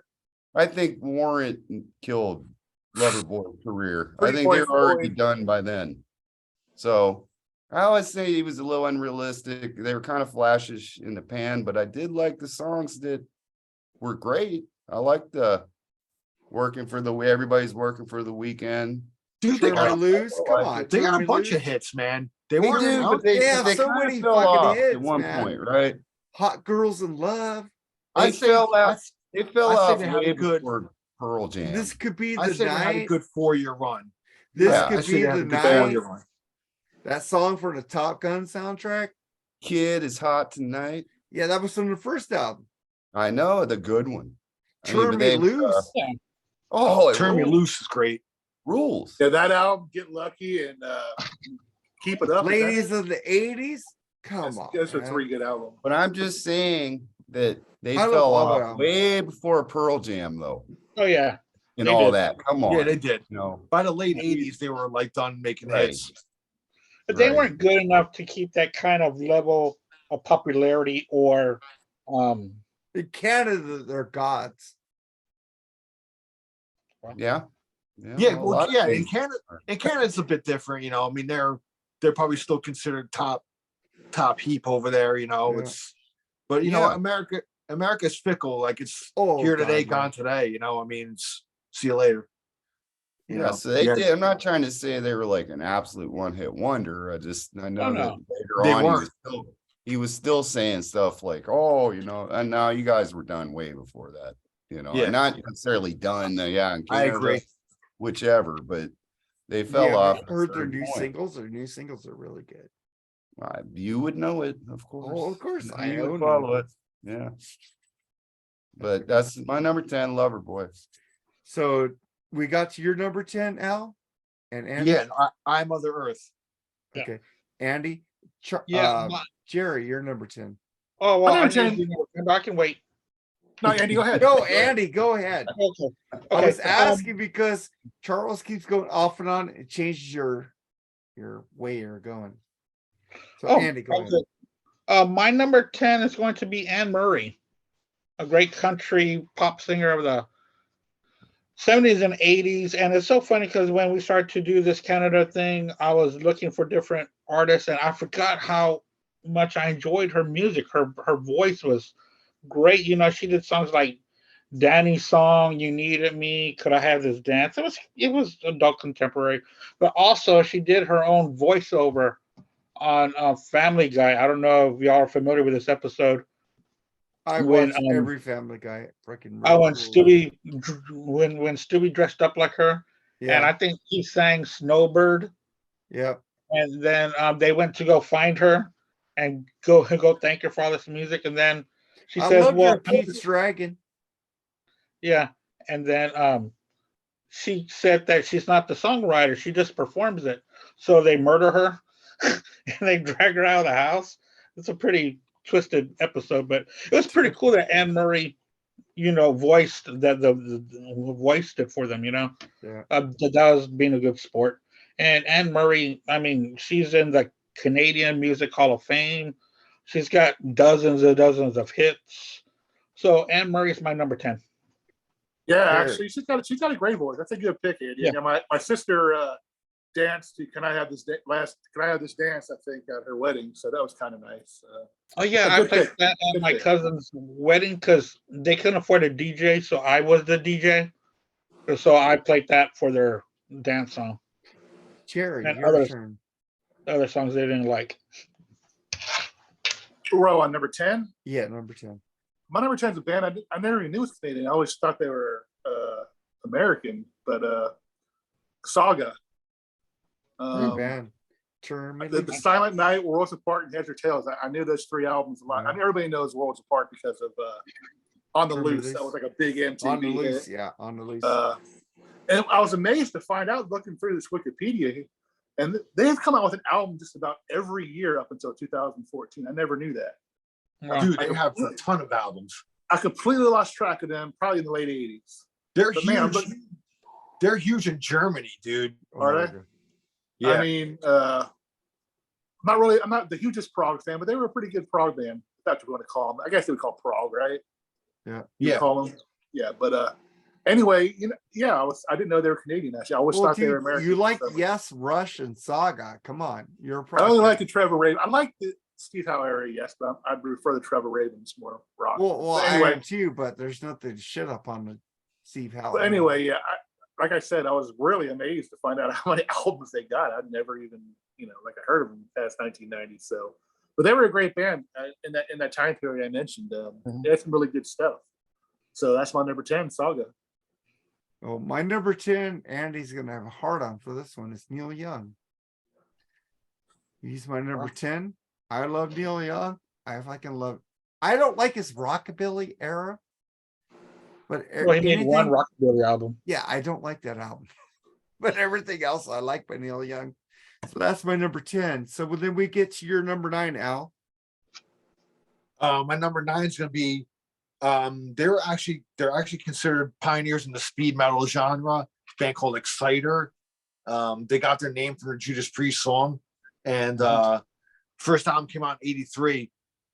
Killer album, man. Heavy metal maniac, and it's real speed metal, but great, good singing. It's not like harsh, anything like that. It's just good. I mean, I think it came out a full 6 months before Kill 'Em All came out, actually. But they don't get the credit like Metallica does. But if you're into that type of Kill 'Em All era Metallica, check this band out, man. They're great. Exciter, first couple albums are great. Heavy Metal Maniac's the first one. Violence and Force is the second one, which came out in '84. Real good stuff, man. So I got to throw them on the list because I remember, again, when I used to go over my friend's house, his older brother, besides the big four, he branched out into a lot of different, bands and shit. I discovered a lot of heavy bands from him, and this was he had Heavy Metal Maniac in his collection, and I remember my friend playing that for me, man. I was like, yeah, it's pretty cool, dude. It's almost like Kill 'Em All, but a little more not as gruff as the way James sings on there. It's actually a little more has a I'd say it's the same type of rawness in the music, but sings a little different. It's accessible. Let's just say that. So check them out. Exciter. This is my number 9. Man, Andy, what's your number 9? Oh, wasn't it Charles' turn? Well, I'm sure you guys Dr. keep Fuck. I'm sure going. Dr. I'm not Fuck has moving. What do you Exciter in mean? his collection. No, You Andy's guys, I'm moved sitting a in the couple same times. fucking Charles, You two Charles, have so switched what's your back and 9? forth. I'm It not has doing moved. nothing. The video fuck is has that? moved in sections. Oh, Charles, so what's your me. number 9? Then Andy, then fucking Jerry. All right. Fucking Jerry. Well, Jerry, Yeah. I love you. Fuck off. Fucking Jerry. All right, go ahead. So Andy, what's your number 9? Or Oh, I Charles, didn't what's get your to go. number 9? Okay. All right. My number 9. Okay, Mark Daly, you asked for it. Voivod. Great metal band you did earlier today. Yes. Voivod. Yes. Great metal band out of Quebec. They did a pretty cool cover of Astronomy de Mine. Fucking awesome version. Ew. Yeah. What do you mean? Oh, I forgot. I you don't like that, dude. You don't like the Sid Barrett Pink Floyd. No, I because you don't. Dude, you check like out the Bon Voivod. Jovi. That's why. You like the Voivod version. I haven't heard Voivod, so I can't give you a true opinion. Well, I'm not going to say what you say, and you have to. I'm just going to say maybe you won't. I never say you have to. You just did in the episode. You told Andy you have to watch Tom Cruise. Charles, Well, you send him do have to watch Tom Cruise. send him like That's 20. different. Send him 20 Yeah, YouTube videos afterwards. It's like if he you does. don't watch Back to the Future and you don't watch fucking Top Gun, what the fuck's wrong with you? Oh, come on, man. I'm fine. Well, dude, check watch Top Gun and then get I don't back want to to watch Top Gun. out. And he's like, what the fuck did I do? Vanilla Sky. It's okay. I don't have to watch Top Edge Gun. of Tomorrow. I don't have to. Minority Report is a Steven Spielberg movie. Oh, for real? Yes. Oh, that changes everything. Yeah. So watch Minority Report. Because Steven Spielberg directed Tom Cruise in that movie. Oh, Charles, keep Andy with going. the burn, man. That was awesome. Voivod. Good one, man. Check them out. That'll show up in a Know few it. more lists, I think. So Andy, what's your next one? Yeah, Number 9. my number 9. I recently bought an album by this guy, and I was looking for it. And I've been really enjoying him, Aldo Nova. I forgot about Aldo Nova. Yeah, I didn't think man. His guitar playing and his music. I mean, he plays almost every instrument on his albums. He's a very talented guy, and he keeps his music pretty much between melodic rock and hard rock. So I've been enjoying him, and I've been streaming his stuff lately. And he's a pretty talented guy. He's got a lot of music out there that I didn't know he had. So there's a lot I need to listen to by him. So that's my number 9 is Aldo Nova. Jerry. That's where you guys are going to start vomiting. But I fucking love this woman with all my heart. I love her voice. I love her music. No, Sarah McLachlan. Love her voice. How Love would her I feel? music. She's got great stuff. Hey, she made fun of herself. Made fun of herself in that Super Bowl commercial. That was pretty cool. So I love her voice. Always have. Beautiful woman. You know, and fuck you, because I did go see two Lilith Fairs, Mark. So fuck you, and they were both good. You did see Lilith Fair. Twice, yes. You're an idiot. But I'm sorry. That is fucking, dude. Did you turn in your man card when you went into Lilith Fair? dude, I saw a bunch of beautiful women there, dude. Oh yeah, Dude, there's a seriously. bunch of hot chicks that love other hot chicks. I bet you love Jewel. Dude, that was the Right, the biggest. Jewel was your shit, right? That's the biggest misconception by you guys, man. Is that's all a bunch of fucking Oh. so fucking untrue. I support Jerry and his forward progressive thinking, by the way. I applaud that. But speaking of just Sarah, dude, she's always wrote beautiful songs with a beautiful voice.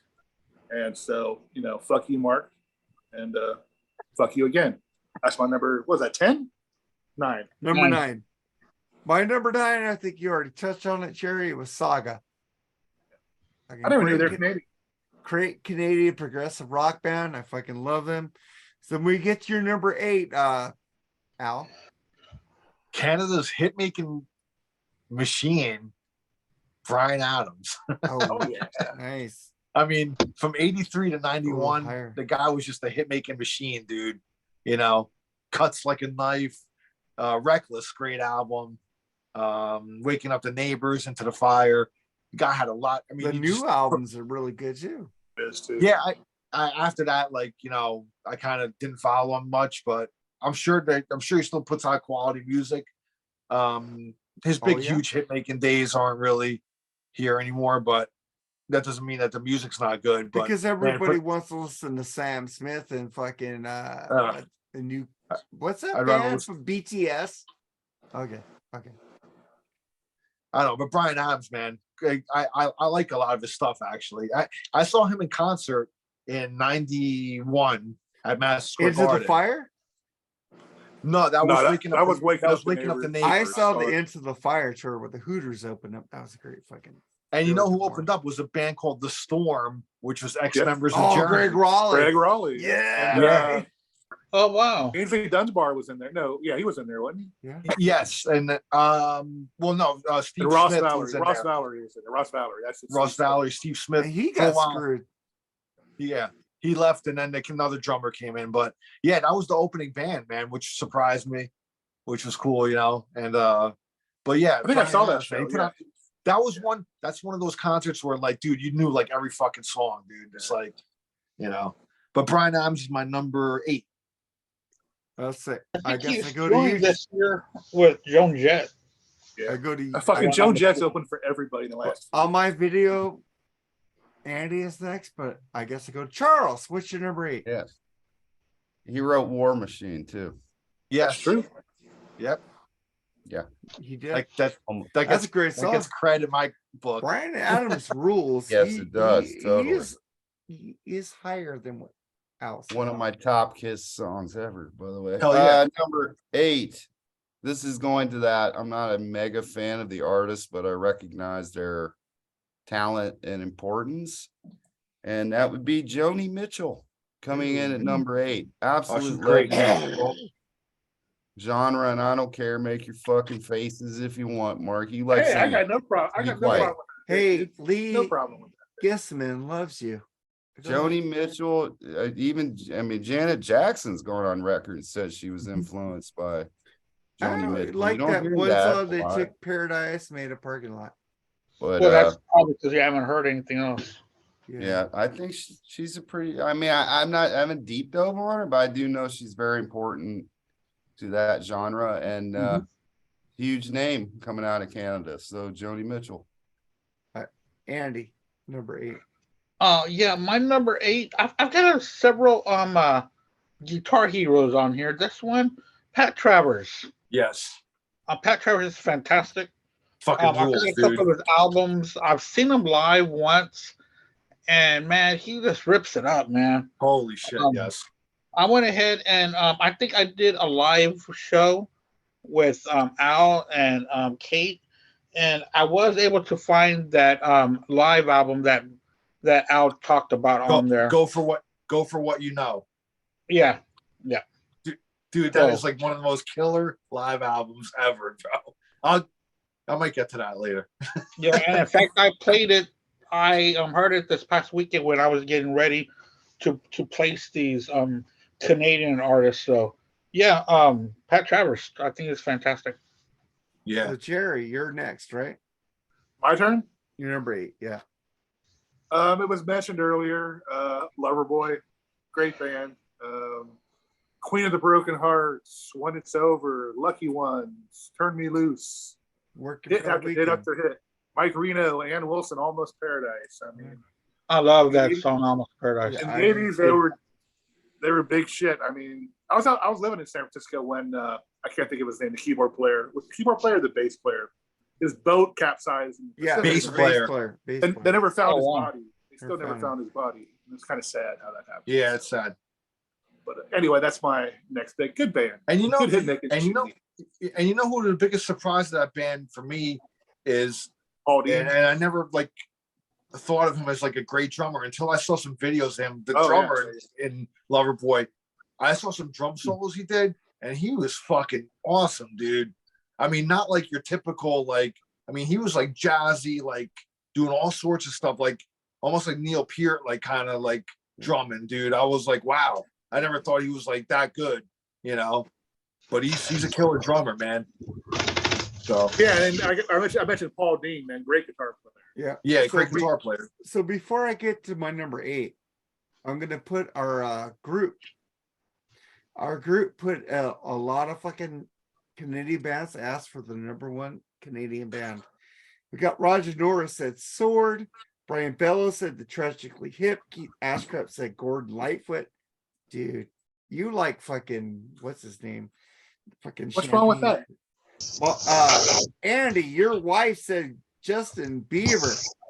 Molly She was Rodriguez. freaking around. She didn't mean it. Well, she said you would say that. She's And then we lying. got my wife who said Alanis Morissette, Ryan Van Over to the Guess Who's, Dave Gavrini, Striker, Eric Armstrong, Jordan Kickaxe, Rob Fiera, Dr. Fuck, said Mahogany Rush, Paul Korn said Glass Tiger. Sorry, I love Paul. you. I love you, Paul, because you love Oh, it in excess.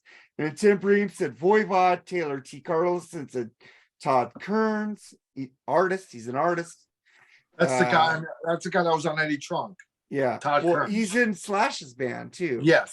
So, and then we got Greg Noggle said Voivod, Jeremiah Jacobson said April Wine, James West said Kitty, Jamie Davis said BTO, Russ Smith said Alienator, Kitty was John Canadian. Tesler said Red Rider, Robin Hamuggert said 3 Days Grace, D. Brett Isabel said The Guess Who, Al Reed said April Wine, Alex J. Smith said Kickaxe, Robbie Williams said Annabelle Lou Mav said Frank Marino, Mahogany Russ, Linda Wetzel said April Wine, Jeff Hibson said The Guess Who, Brian Day said Moxie, the great Aaron Camaro from the Decibel Geek podcast.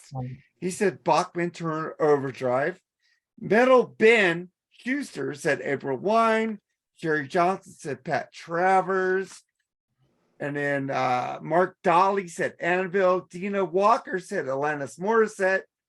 She agreed with my wife. Carrie Hushberger said Gordon Lightfoot. And Tim Wizenak said Bachman Turner Overdrive. Good picks, guys. Yep.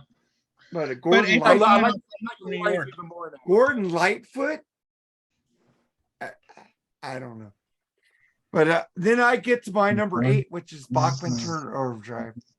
My mom loved that band. So I kind of got into them because of her taking care of business. I just remember The Simpsons when Bachman Turner Overdrive goes, "Hey, we're going to play a song from a new album." And whoever goes, "No, taking care of business. Taking care of business." Fucking love that episode of The Simpsons. Bachman Turner Overdrive rules. And we get to your number 7 now. I'm going April Wine. Great band. I love the album Harder, Faster. It's probably my favorite album by them. The song I Like to Rock is awesome. Love the video to that. The video is actually filmed at the studio where Rush recorded a lot of their albums. Moving Pictures, Permanent Waves, those albums. The old videos of them jamming in the studio. I Like to Rock is filmed in the same studio with the same big open window, which is cool. I love at the end of I Like to Rock where they jam on the riff to I Like to Rock, kind of fits in with Satisfaction and Beatles. God damn it! Now I'm forgetting the Beatles. Charles, song. Beatles. No, I, he doesn't. I got to he's think not gonna about know. what Beatles song sounds like Satisfaction. I don't know. Yeah. I was just thinking about that Day too. Tripper. Day Tripper. Oh, yeah. They do. So if you're listening on headphones, their main riff for the song is in the middle. Then off to the left, you hear the Satisfaction riff. To the right, can they hear play it the Day Tripper riff, and for some reason, it all fits together. It's like the Oh, wow. precursor to like the mashup now. You know, they mashed the three riffs Yeah. together. I mean, listen to that song at the end, Charles. You'll love that shit. And then they had a hit. They had a hit here in America, Sign of the Gypsy Queen off of Nature of the Beast. It's probably their biggest album here, which came out in '81. And I always remember hearing that on radio and stuff. So, but I need to actually dive more into their catalog. I know they got a lot of earlier shit and later stuff too, but I'm kind of like in that middle period from like the late '70s, early '80s. But just based on those couple albums alone, I love this band. You know, they're great. Actually, a guy I used to work for, he co-owned a pizzeria with my cousin, and I worked there for 8 years. He was from Canada, and he always used to jam like April Wine on the speakers in the pizzeria, and it was great stuff. I always liked it. So that's my number, 7? April 7. Wine. So And Charles, didn't they also have another big hit with Just You and Me? Wasn't Yes, that Just- them as well? Just they you also and did me, Rock yes. Myself to Sleep, which Starship covered with Just between you and me. That's the other song. Yeah, great Charles, song. what's your too. number 7? My number 7 is, I don't know if he don't have a lot of ton of hits, but fuck it, he was in Roadhouse. And extremely Patrick Swayze. talented guy that's a blind man, Jeff Healey. Oh, he Great. rolls. I never Love knew it. he was Canadian either. I didn't know he was Canadian either. Yeah. Yes, he's Canadian. Yes. Yes. He just that Angel Eyes song. Yeah, alone. pretty I mean, song. Beautiful. sometimes you can just do one song and I'm into it. So I mean, That's a great song, blues, man. It is. Confidence Man is I great. played that on my show. Yeah. He's not with us Andy anymore, did right? He big. passed Jeff No, away. Healey, he- for his yeah. 18. No, he passed away. That's a great regret of mine too. Like there was a club here in New Jersey that it's still open now, Starland Ballroom. They get a ton of great bands. When they first opened though, Andy, you go Um, next. I'll be right back. when they first opened though, you used to go see a show, and then when you'd walk out of the show, they'd hand you free tickets for like an upcoming show a lot of times, which was great. You know, I guess they wanted to really get the club going and shit like that. And I remember they handed me Jeff Healey tickets, and my wife and I were like, "Ah, man, we should go!" Like, because my wife really loves Angel Eyes too. I don't know what happened. Something happened. We didn't end up going, and I think it was like only a year or two later he passed away. And I was like, "Shit." We always say to each other that we should have went to see him. I would have loved to have seen him live. You know. Yeah. So What did he pass away from? Wasn't it like heart failure or something like that? I don't remember, Can't man. remember. Yeah, I'm not sure. I just know he did. So Yeah, he did Yeah. pass. Jeff But he was- Healey's my He was a 7. great guitar player, man. Oh yeah, cool technique good- too. Good You pick, know. man. It's always cool to remember these people, man. I totally forgot about him, man. I'm glad Yeah. you picked him. Yeah, me too. Anyway, so Uh, I guess we're out to Andy now. Yeah.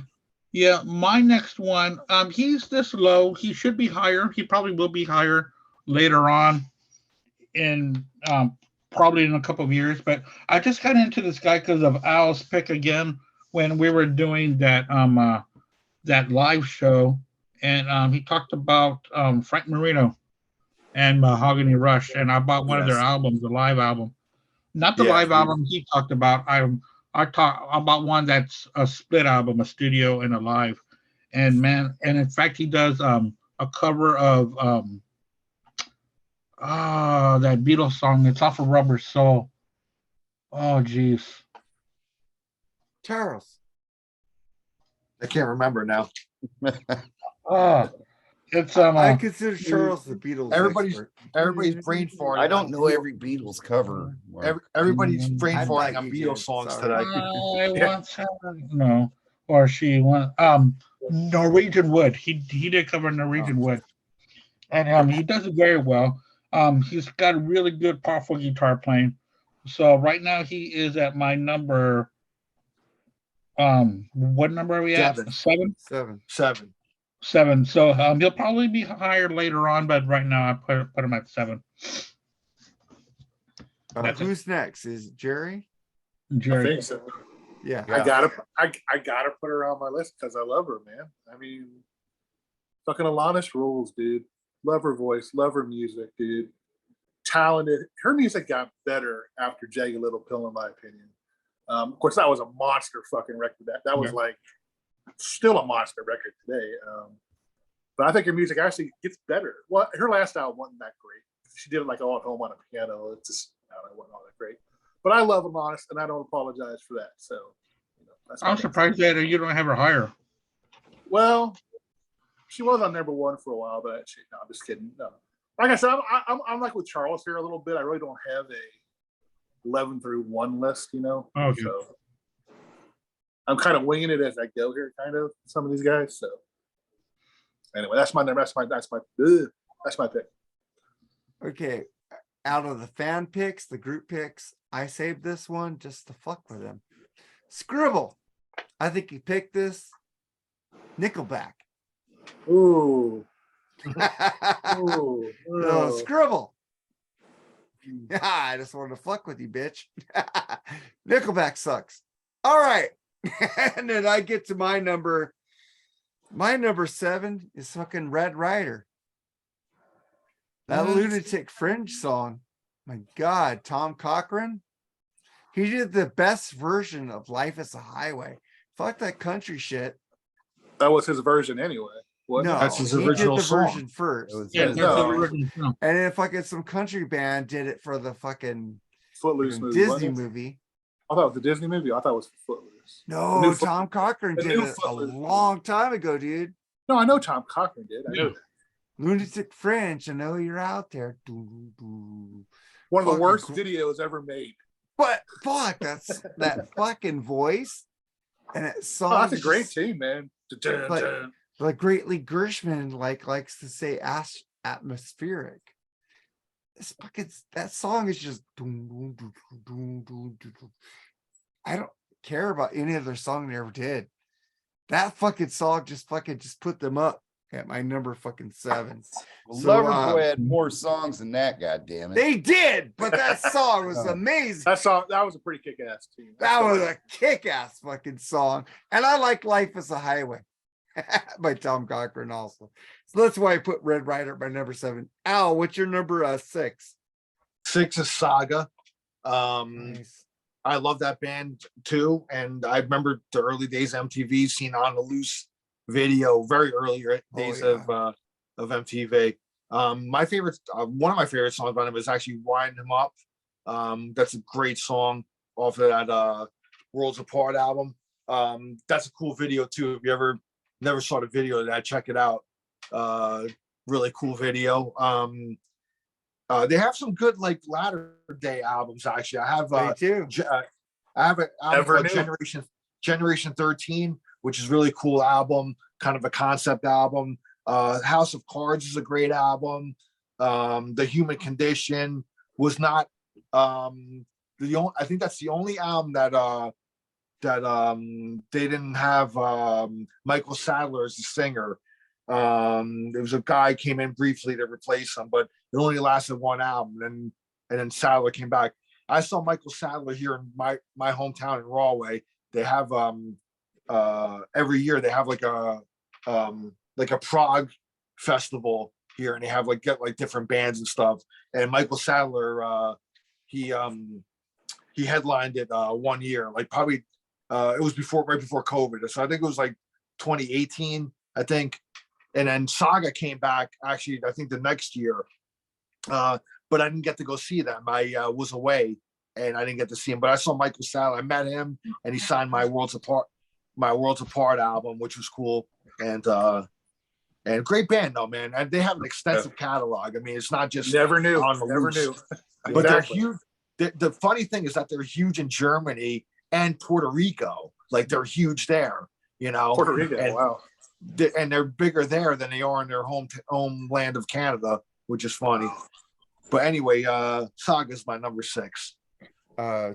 Charles, you're next, right? Number 6. Whip out the devil horns, baby. Anvil coming in at number 6. We'll talk about a band with perseverance. I agree with that. You seen that documentary, Anvil featuring Anvil? Yeah. I think it was called. That's pretty I good. can't stand Lips. Sorry. Lips actually said, I don't know if it's a true story, it could be bullshitting, but he said that the dude from Jethro Tull, the flute playing guy, the metal guy, you know, Ian, whatever his name Ian, is. I'm not a Jethro Tull fan. So I'm Oh, sorry. dude, Aqualung rules. I wasn't big on him either. Yeah, whatever. Not But like born. he apparently met Lips metal. at the airport and said, you know, your documentary made me want to continue playing music. Like it inspired me. That's pretty damn cool if it's Yeah. true. I don't know if it's true or not. It could be That's bullshit. a good documentary, though. But Anvil, they're actually inspirational to a lot of bands too, metal bands and stuff. So they've been around. I was checking them out, and I'm into it. So I'll throw them on there because, like I said, only my number 1 is my number 1. Everybody else is pretty much, you know, either I think they're great for me, personal reasons, or I just think they have legacy that needs to be spoke about. Maybe they're not my favorite, but Anvil, I'm getting more into it. Let's be honest, but I liked what I heard, so I'll throw Anvil in there. So, Andy, what's your number 6? This might be my last show doing this on the BS sessions. Why? My number 6 is going to be Nickelback. That's fine, dude. Look at Listen, the man. CD cover. I don't judge you, dude. This ain't gonna be your last show, dude. You So, know, I might, You were scaring me might there for a not second. I'm like, what do we do? What we do to you? I thought we pissed I you might off. not be asked to come back. No, you But, will be asked to come back. So shut the fuck up. But I've seen Nickelback several times, especially there in the early 2000s, man. They were coming around a lot. I like their brand of rock and roll, especially during that time when the new rock or whatever, or new metal, whatever. I just lost interest in that. And then these guys came out with some, you know, some pretty good rock, and I still dig it. And this morning when I was driving to the vet's office and going to work and this and that, I was playing their greatest hits. I said, man, I got to push these guys a little bit higher on my list. So they're at number 6, Nickelback. Jerry, Dude, you what's your could number put 6? Dora the Explorer on your list, and you'll always be welcome back. Yeah, seriously. that's so funny, You 'cause could that's put coming up Britney next. Spears on your list, and you would still be able to come back. Jerry, And my what's your number wife, 6? my wife talked about Justin Bieber and shit. Well, yeah. I like your wife's cool. Go He ahead, was a Jerry. huge success. He was a huge success. He was. Whether you like him or not. But he's True. an idiot for talking shit about Eminem. But go ahead, Jerry. Give me an R-O-O-C-C-K. What you got? Rock. Yeah, Felix. Love that band. Love that era too of them, man. Really good.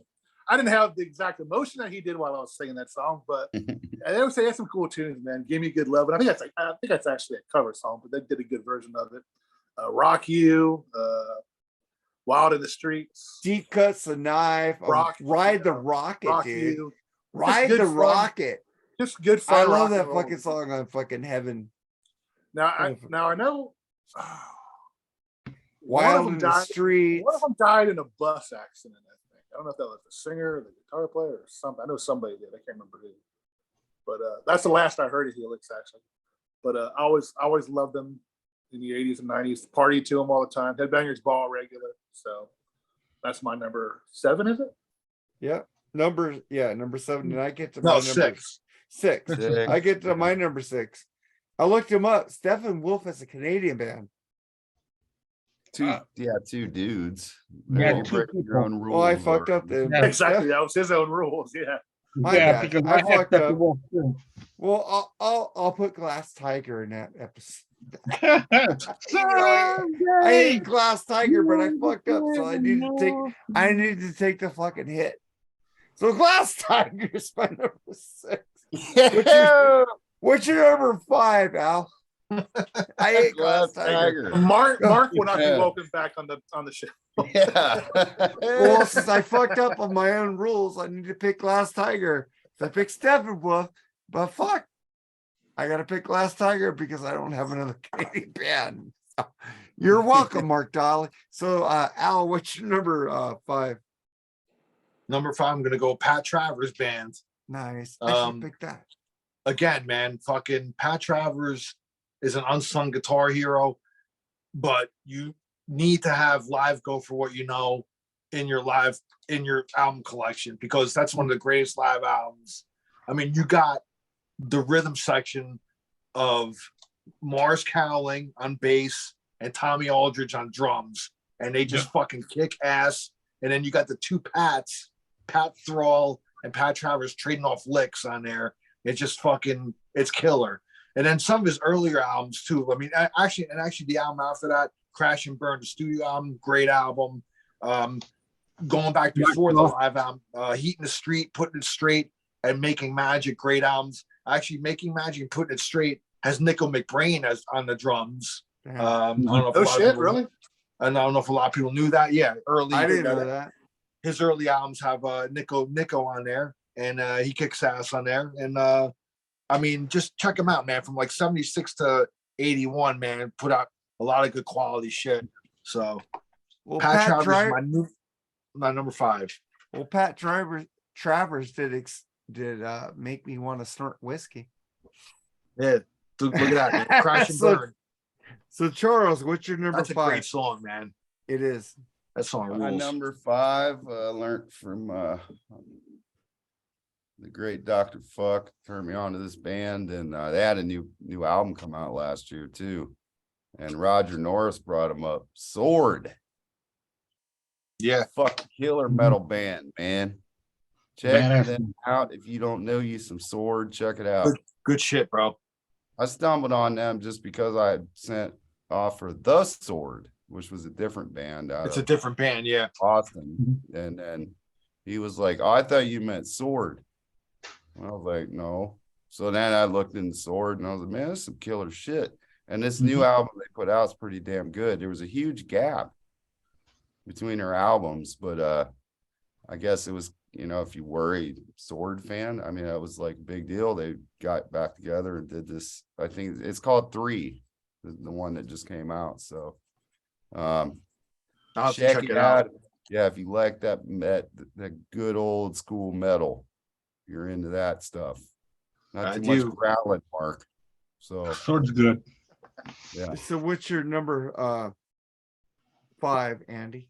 Yeah, well, before I get that, Mark, if you want to let me know if you want this album, Glass Tiger, and I'll send it to you. It must suck if you want to just give it to me. I saw them. Yeah. I saw them open for Journey in 1986. Oh, really? Yes. Mitch They LaFawn loves them, but enjoy. But they go really ahead. did have some pretty good pop rock songs on there. My number 5, they should be a little bit higher, but I think this is a good place for them. But the Guess Who, I love the Guess Who. For a while there, I was buying everything I could possibly find by the Guess Who. They were a little bit eccentric.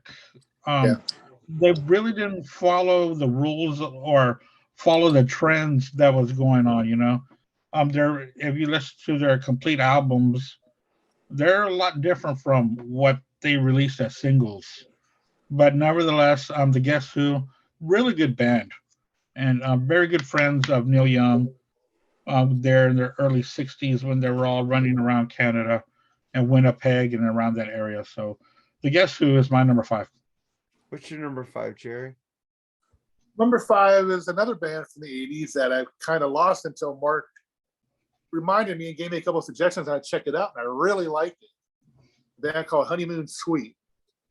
Fucking loved their first 3 albums, but after that, I totally lost track of them. And then I think you mentioned it was Hands Up. I think the album you told me to listen to. Great fucking record, dude. I love these guys, man. I mean, I'm still need to hear a couple more of their newer albums, but man, I fucking love their older stuff. Big Prize, Racing After Midnight, their debut, great fucking records, dude. But anyway, that's my number. What are we on? 6? 5? Five. Mhm. Anyway, number- that's mine. Great band. My number 5, you guys already touched on, was April Wine. Fucking great Canadian band. Fucking underrated band. Fucking, I figured out that like a lot of people in our groups don't know who the fuck they are. Mhm. You guys need to check Unfortunately. out some fucking April Wine. Mhm. They are fucking cool, fucking rock and roll, man. So that's my number 5, and then we get your number 4, Al. My number 4, I'm going with Max Webster. Of course you did. I've discovered this band because of Rush, actually, because they shared a song. The 2 bands did a song together in the studio called Battle Scar, and which is a cool fucking really kick-ass tune. They only have 5 albums. They were from 76 to 80, and then that was pretty much their career. And Kim Mitchell went on to go solo through the rest of his career. I think they reunited like maybe once or twice in the 90s, and then that was really it. But Kim Mitchell's kind of maintained a really successful solo career in Canada. Not really known here except for Go for a Soda, which was kind of a minor hit here in the States. The Max Webster never really had a hit here in the States, but they opened for Rush a lot in the early days, in the late 70s into the early 80s. And if you like the first album, if you kind of like Zappa, Frank Zappa, it's kind of like he definitely has that kind of Zappa-esque kind of humor, musicianship in his music, in their music. I'm talking like Max Webster's actual guy. It's Kim Mitchell, but they were a very, very talented band, musicianship wise and stuff. So kind of off the wall, some songs and shit, really cool, So that's my number 4. What's your Max number 4, Webster. Charles? Well, real quick before I do my number 4, I had looked at my list and I had made a boo-boo. So I'm going to throw out my honorable mention, which is 1. I had just had to bump them to fix it because I had somebody twice. My honorable mention is DOA, great punk band out of Canada there. But my actual number 4, now they fixed it. I think we've already hit on them once. I love them. I love them. It's kind of not just the band. It's kind of a tie between the guy and the band. But Frank Marino, Mahogany Rush. Yes. What an incredible band. If you want to know some great guitar playing, check out Frank Marino, Mahogany Rush. Found the Agora show. Yeah. That in Al said he had that DVD set, man, and because he's huge in Cleveland, because it's near, Canada's right there. So This is Rush? we broke Rush too. You're welcome. And then God help her. Canadian scene is pretty big in Cleveland as well. So he was always playing in Cleveland. So that was pretty cool. He did that show there. Great shit, man. Dr. Fuck is the one that has the DVD set. I actually don't have it. I need to get it. Yeah, Oh, that's Dr. right. Fuck, Sorry, Dr. yeah. Fuck That's predict correct. like that was his band, and so was Lou Mavs of Severed Oh, Angel. it's great. It's fantastic. You into that? Yeah, I need to Mark? get it, man. Yeah, I have heard them and they're really good. I have so much shit I'm listening to. I'm trying to listen to a lot of new music, and I'm trying to listen to a lot. I just got in the Corrosion of Conformity because of Metal Mike Tyler. I knew band. I knew he They're what's awesome. that, My Wound song. Yeah, I love that. Love that, man. Okay, I listened to Deliverance and I listened to another album for 2005. Fucking great fucking shit. Yeah. Thank you, Metal Mike Tyler. Well, Frank Marino on his own, I think you'd really like The Power of Rock and Roll, that record. I think you probably would, dude. You guys have, you guys have give me a lot of good shit. There's just so much shit coming out. It's kind of hard to fit it all in. It's like, Andy, what's your number 5? 4. Well, 4. 4. It's number 4. But before I get to that, to go back to Corrosion and Conformity, they've got that groove you're always talking about, Mark. 'Cause Fuck they yeah, dude. got a good groove when it comes to their heavy music. That's why I so don't that like was really- Slayer. There's no That was groove. really, that was really only when Pepper Keenan came into the band though, because the early stuff is more like crossover hardcore, is more Okay. hardcore. So like the early albums are pre Pepper Keenan, Woody Weatherman. They were only a 3-piece. Woody Weatherman was actually the leader, and they were more hardcore punk. Actually, I haven't Okay. heard that yet. I started with Deliverance and went to the 2005 Yeah. album. if you're more into like the groove, like Sabbathy kind of sound, Yeah. you're gonna from I Deliverance was going, on, this you're gonna is get like that. Sabbath fucking love on this shit. I was It's like Yeah. it's like Sabbath and Southern rock like mixed Yeah. together, man. really you know, cool. So Yeah. I love those riffs that they have, dude. It's so Yeah. so thick and rich. Feed Fucking but heal my my- wounds. dude. my number 4 is going to be the one and only Joni Mitchell. I'm starting to get into her. I've got You about picked that. three albums by her. I think she's a fantastic writer. But you really do need to be in the mood for it. You can't just put it on a Joni Mitchell. You gotta If you're you know. Neil Young nut swinger, if you did pick Joni Mitchell out, Andy, I would have been upset with you. I don't nut swing on anybody, but You I do like love Joni Neil Mitchell. Young. Come on. Yeah, but I don't nut swing. No, I do. I'm a Rush nut swinger. So go ahead. No, but that's it. I'm Joni Mitchell. So Jerry, you're next, right? What's your number Yeah. 4?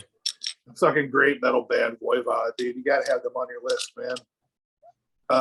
One of the best thrash rock bands ever, man. I mean, War and Pain, great fucking record. Nothing Face, fucking Angel Rat. I think I picked that album on our 91 show that we did.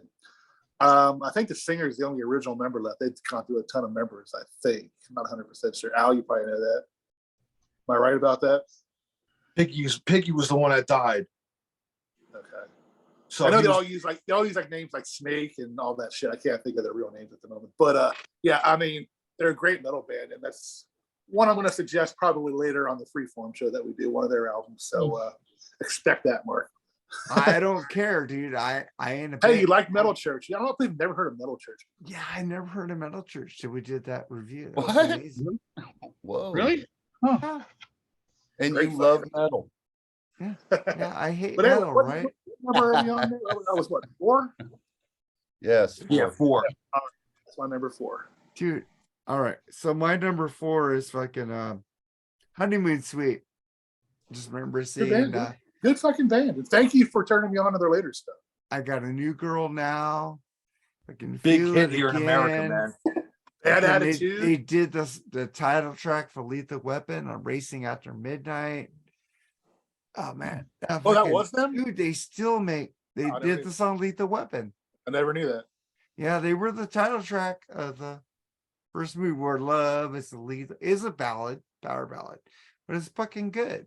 I love fucking the guitar player is so fucking good in that band. I don't remember his name right now. Johnny D, I don't know. Fucking great guitarist that nobody talks about. Fucking, I love me some Honeymoon Suite. I always try to play them for Mark Dolly. He loves them. I too. agree with you. That was Fucking one. That Honeymoon was one Suite. band, later album band that you turned me on to that I really like. Yeah, I love Honeymoon Suite. And then we get to our number 3, Al. Number 3 is going to be Neil Young for me. I remember being a young kid and my older brother had Live Rust on vinyl, man. And he would play that over and over, dude. And I was like, really like, wow, man. It's like heavy, like just dirty and grungy and just real fucking cool, man. You know, like, and just so many classics on that live album. That's another live album that should be in everybody's collection, in my opinion. I mean, his catalog is just so vast. He's touched on so many different styles, and but I love like that kind of you know, that period of like, you know, Rust Never Sleeps, and kind of before that, like the 70s stuff really is my wheelhouse with him. You know, I mean, I know he's done great stuff after that, but I stick to that 70s stuff because that's what my older brother played, and to this day, that stuff is just timeless. You know, so Neil Young's my number 3. I know Andy's going to touch on him pretty much. Well, if he doesn't, I'll be very disappointed in him. Yeah, I'll right. leave, I'll leave the rest of the explanation to him. So, Charles, what's your number 3? Oh, this one might be a shocker, maybe. You know, being that I'm Mr. Elitist, but I got my first real 6-string. Wrong with that at all. 5 and dime. Brian Yes. Adams, baby. Come on, man. Number 3. Why would you be That's elitist fucking on right. him? He rules. Fucking wrote War Machine. Like I said earlier, that's enough said right there. Fucking wrote War Machine. Him and Jim Valance. But he did lose me with everything I do. I do it for you. See, But, I fell off but that. go Great wait, song, dude. Take Great song. away that Don't like song. it. That whole album is fucking great. Waking up the name. I hated Yeah, the that's a one great with album. Sting and Rod Stewart. I didn't like just- that. Oh, I didn't like that one Ooh. either. That All for One the song or something. Yeah. the fucking Three Three Musketeers Musketeers, the Four movie or something? Musketeers movie. Yeah. Yeah, With watch Sting Heaven. and him. Yeah, I didn't like that. Rod The Stewart. Four the Musketeers. Watch the Beavis and Butthead episode on that song. Yeah. But Heaven, you a great song. Heaven. Oh, Uh, fuck yeah. Run to It's You. only rock. You know, the kids want to rock. Dude. the Oh, one yeah, with dude. Tina Turner.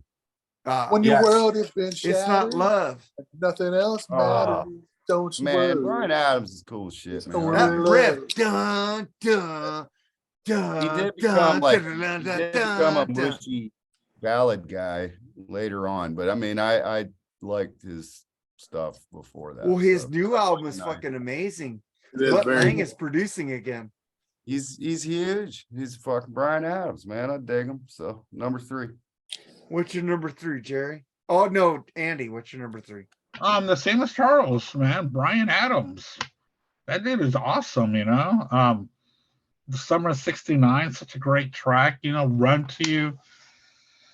I did like that song, Yeah, Everything I Do for You. I think it's a pretty cool track. do too. Beautiful but, tune. yeah. Have you yeah, guys ever yeah. heard the album 18 again? I want to Yes. be your I want to be your underwear. Come That's- on, man. That album was just okay. That wasn't as bad. Oh, fuck off.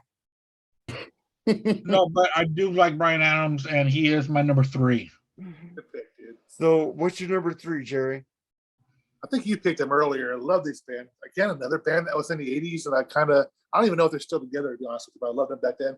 The Killer Dwarfs, man. Love They're their still first together? albums. They're still Stand together. Tall, big deal, their debut album, man. Funny ass videos of them fucking rolling around in that box all the time. Fucking Yeah. funny. When they made them, they put the makeup and cut their hair and all that shit off, made them like a boy band. We Stand Alone, I think, is that song. Great. Just kind of like Honeymoon Suite, you know, on that same Helix genre type of Canadian rock. That's my number 3. Love that band. They are still around though. Yeah, they are. But Okay. then I get to my number 3 because it's when I got into this album. You guys all probably got into this band earlier, but it's like I remember it's a long way to heaven, long way to heaven, 3 short steps to hell. Helix, man. Yeah, good And band. then I got back in that album, Long Way to Heaven. They had Ride the Rocket. Hey, come with me. Let's ride the rocket. It's fucking just cheesy, fucking lyrics, sexual, fucking great. And I got back into like No Rest for the Wicked, Wild in the Streets. Like, and that band is still making great music. They're still around. Helix. That's Heavy my Metal number Love. 3. Heavy Metal Love. I try to play them every week on that metalstation.com Pretty cool. because they rule. Them and Y&T and Armored Saint, but and Tom Petty. But that's my number 3, and then we get to your number 2, Al. The Mighty Voivod. Gotta go with my number 2, man. Yeah. Voivod fucking rules, dude. I mean, the early stuff was like thrash, and then they started getting more technical and sort of like some progressive elements started coming into their music. They're just a band that nobody else sounds like them, man. They're just so unique. There's 2 original members left in the band. It's Dennis the singer and Michelle the drummer. So even Jason Newsted was in them for a period about 7 years. After he left Metallica. he was in Ozzy, I think, for a brief period, and then he went to Voivod. He did like 2 albums with them. I liked his solo album, the metal album. That was pretty good. Who Jason Newsted. Jason Newsted. Yeah. The band Newsted was great. Yeah. But yeah, Echo Brain, not so much. yeah. But then Voivod had a run of albums. Killing Technology was great. That's when they came on my radar. A friend of mine in high school had this out, their 3rd album, Killing Technology, and I listened to it. I was like, holy shit, man, who the fuck is this, man? Because I was into Rush and stuff, and kind of had a little bit of those elements, and then but mixed with thrash and stuff like that. It's when they were starting to get the first 2 albums were like very raw thrash, stuff, and it was like real dissonant type of shit, and then Killing Technology, and then Angel Rat in 91 was produced by Terry Brown, which was great. Probably like probably the peak of like kind of their commercial success, if they had any. And but like great band. They're still putting out records today, man. I mean, Dennis is still a vocalist, Michelle's still a drummer. They have a great guitar player named Daniel. He's cool, so check. I mean, I love that band so much, man. If it wasn't for Rush not being on this list, that's why they're high, man. They're up there. They're kind of remind me of a heavier Rush in a way, like very unique, so that's my number 2. What's your number 2, Charles? Well, my number 2, I'll probably be in good stead with Andy here. And if one of my favorites, Noel Gallagher, holds this guy in high regard, of course, he's going to be on my list. My number 2 is Neil Young. Yeah. And just, Cinnamon Girl, Hey, Hey, My. He's the only reason why I can stand Crosby, Stills, and Nash is when he's in it. Yeah. Ohio is just a great song. Hey, Steven Stills doesn't want to tour because he can't do drugs anymore. But go ahead. Well, Crosby's not alive either, so maybe he could do it on his own, I guess. But yeah, I'm a big fan of Neil Young. I like his guitar playing. Yeah. Oh yeah. He's got a different style playing that's really cool. He slams that whammy bar, man. But he's a great songwriter. He's one of the all-time greats. So he's my I saw number 2. I saw Neil Young and Crazy Horse like 10 years ago, man. They played here in New York, and I had never seen Neil Young with Crazy Horse. I saw him solo when he would do that what's that festival that he does, Andy? The Bridge What's that? on the Bridge Festival, or No. Oh no! Wait a minute. Everybody does the Bridge. Live Aid. Live Farm Aid. Farm Aid. Yeah. So I saw him solo on that, but I saw with Crazy Horse 10 years ago, and they just jammed, man. It was just fucking unbelievable, man. They rocked, man. It was so good. And like Charles says, guitar playing is just like, it's really cool, man. I love his style, man. Yeah. So good one, Charles. So what's your number 2, Andy? My number 2, the first 5 albums by this band is fantastic. I love it. Bachman Turner Overdrive is my number 2. Nice. That band's so fucking badass, man. It's like one great jam after another. Even though their songs are a little bit shorter than a long jam, but still, dude, their playing is just fantastic. So Bachman Turner Overdrive. What's your number 2, Jerry? This is actually a kind of a newer thrash band, but I really love them. I still love them actually, but they're called 3 Inches of Blood. Oh yeah, I heard of them. Fucking great band, man. Advance and Vanquish, man. Listen to that fucking album, dude. It'll blow your mind away. It's not really death metal. It's like thrash heavy metal. A great song. The Ashes of Evil, fucking great song. Deadly Sinners, great song off that album.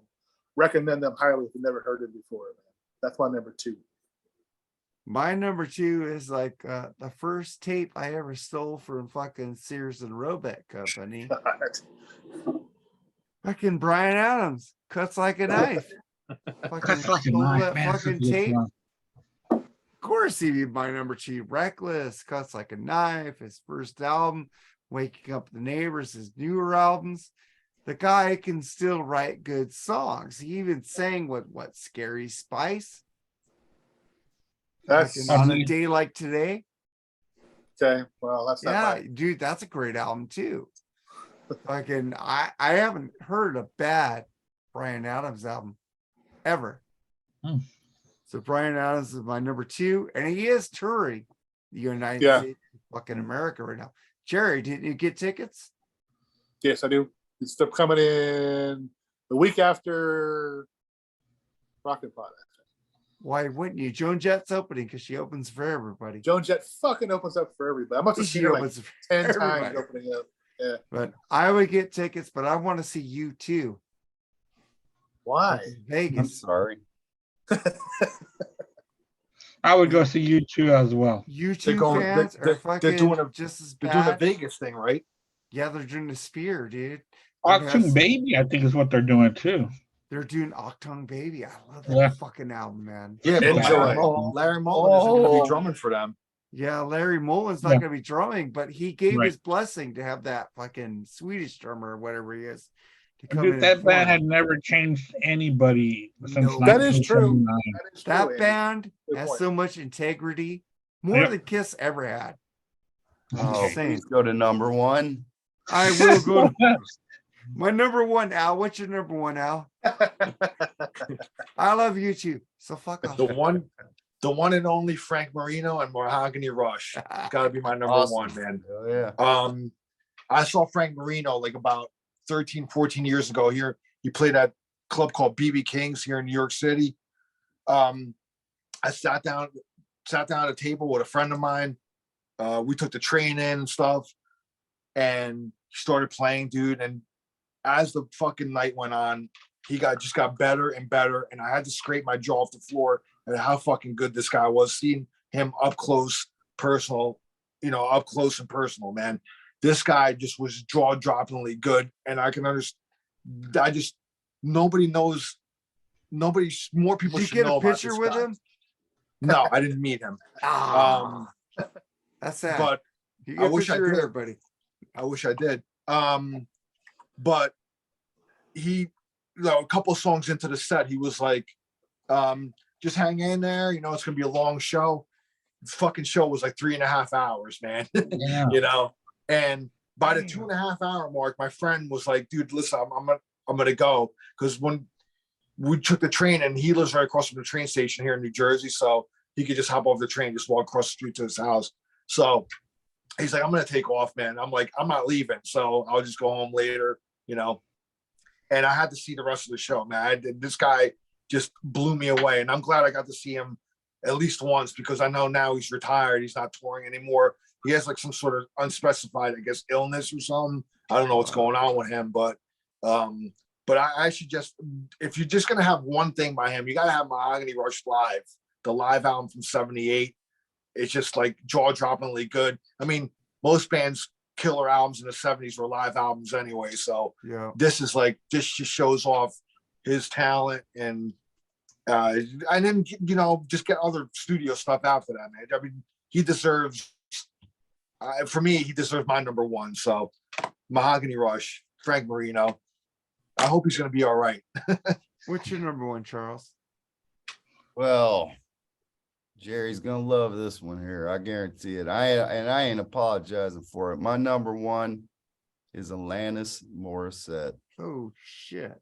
What Wow. a great songwriter. Mhm. Tremendous songwriter. Great run. I agree. I agree too.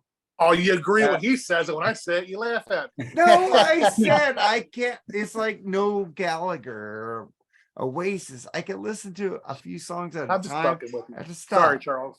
Yeah, Sorry, go ahead, Charles. Charles. She's an incredible artist, man. I mean, for real. She had a great run. I was aware of the new album. I didn't really listen to it. I'm not interested in that. One comment. I You think think. she is the one that gave Taylor Hawkins his start. Yeah, Correct. she was. So He was Correct. in a video. You ought to know. And man, that song Ironic's great. And Uninvited. It's my favorite.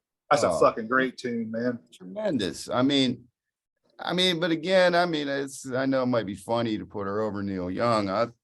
I like her voice a little better than Neil Young. So it's just that I listen and she's a great songwriter too. So I mean, hey, whatever. I mean, without Rush and Triumph, that would be number 1 and number 2. Yeah. That's the key thing you say right there. Songwriter. You don't see that anymore, man. It's, No. just, it's a lost art, man. It really is. It's sad, actually. Yeah. and See, she's got a Jerry, unique voice How too, you so. talk, you rule. What did I do? You All do. I right. talk. Oh, okay. You talk. You have some Oh, great man. opinions, Oh, bitch. okay. So just All right, remember Andy. that. I'm so happy somebody agreed with me about her. So yeah, it makes me Yeah. happy. I agree with you. She wasn't on my list. It was on my wife's list. But Andy, what's your number 1? Well, I think everybody already knows what my number 1 is. If I Even don't, if I'll be right even back. if Glass Tiger.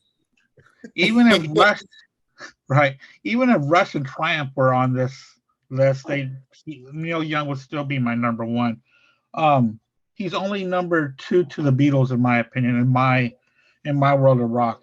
He's my number 2 favorite. They'll never change. Number 1, number 2 will be Beatles, and then Neil Young. What can you say about him, man? He's, you never know what kind of album he's going to come out with, or what kind of music he's going to come out with.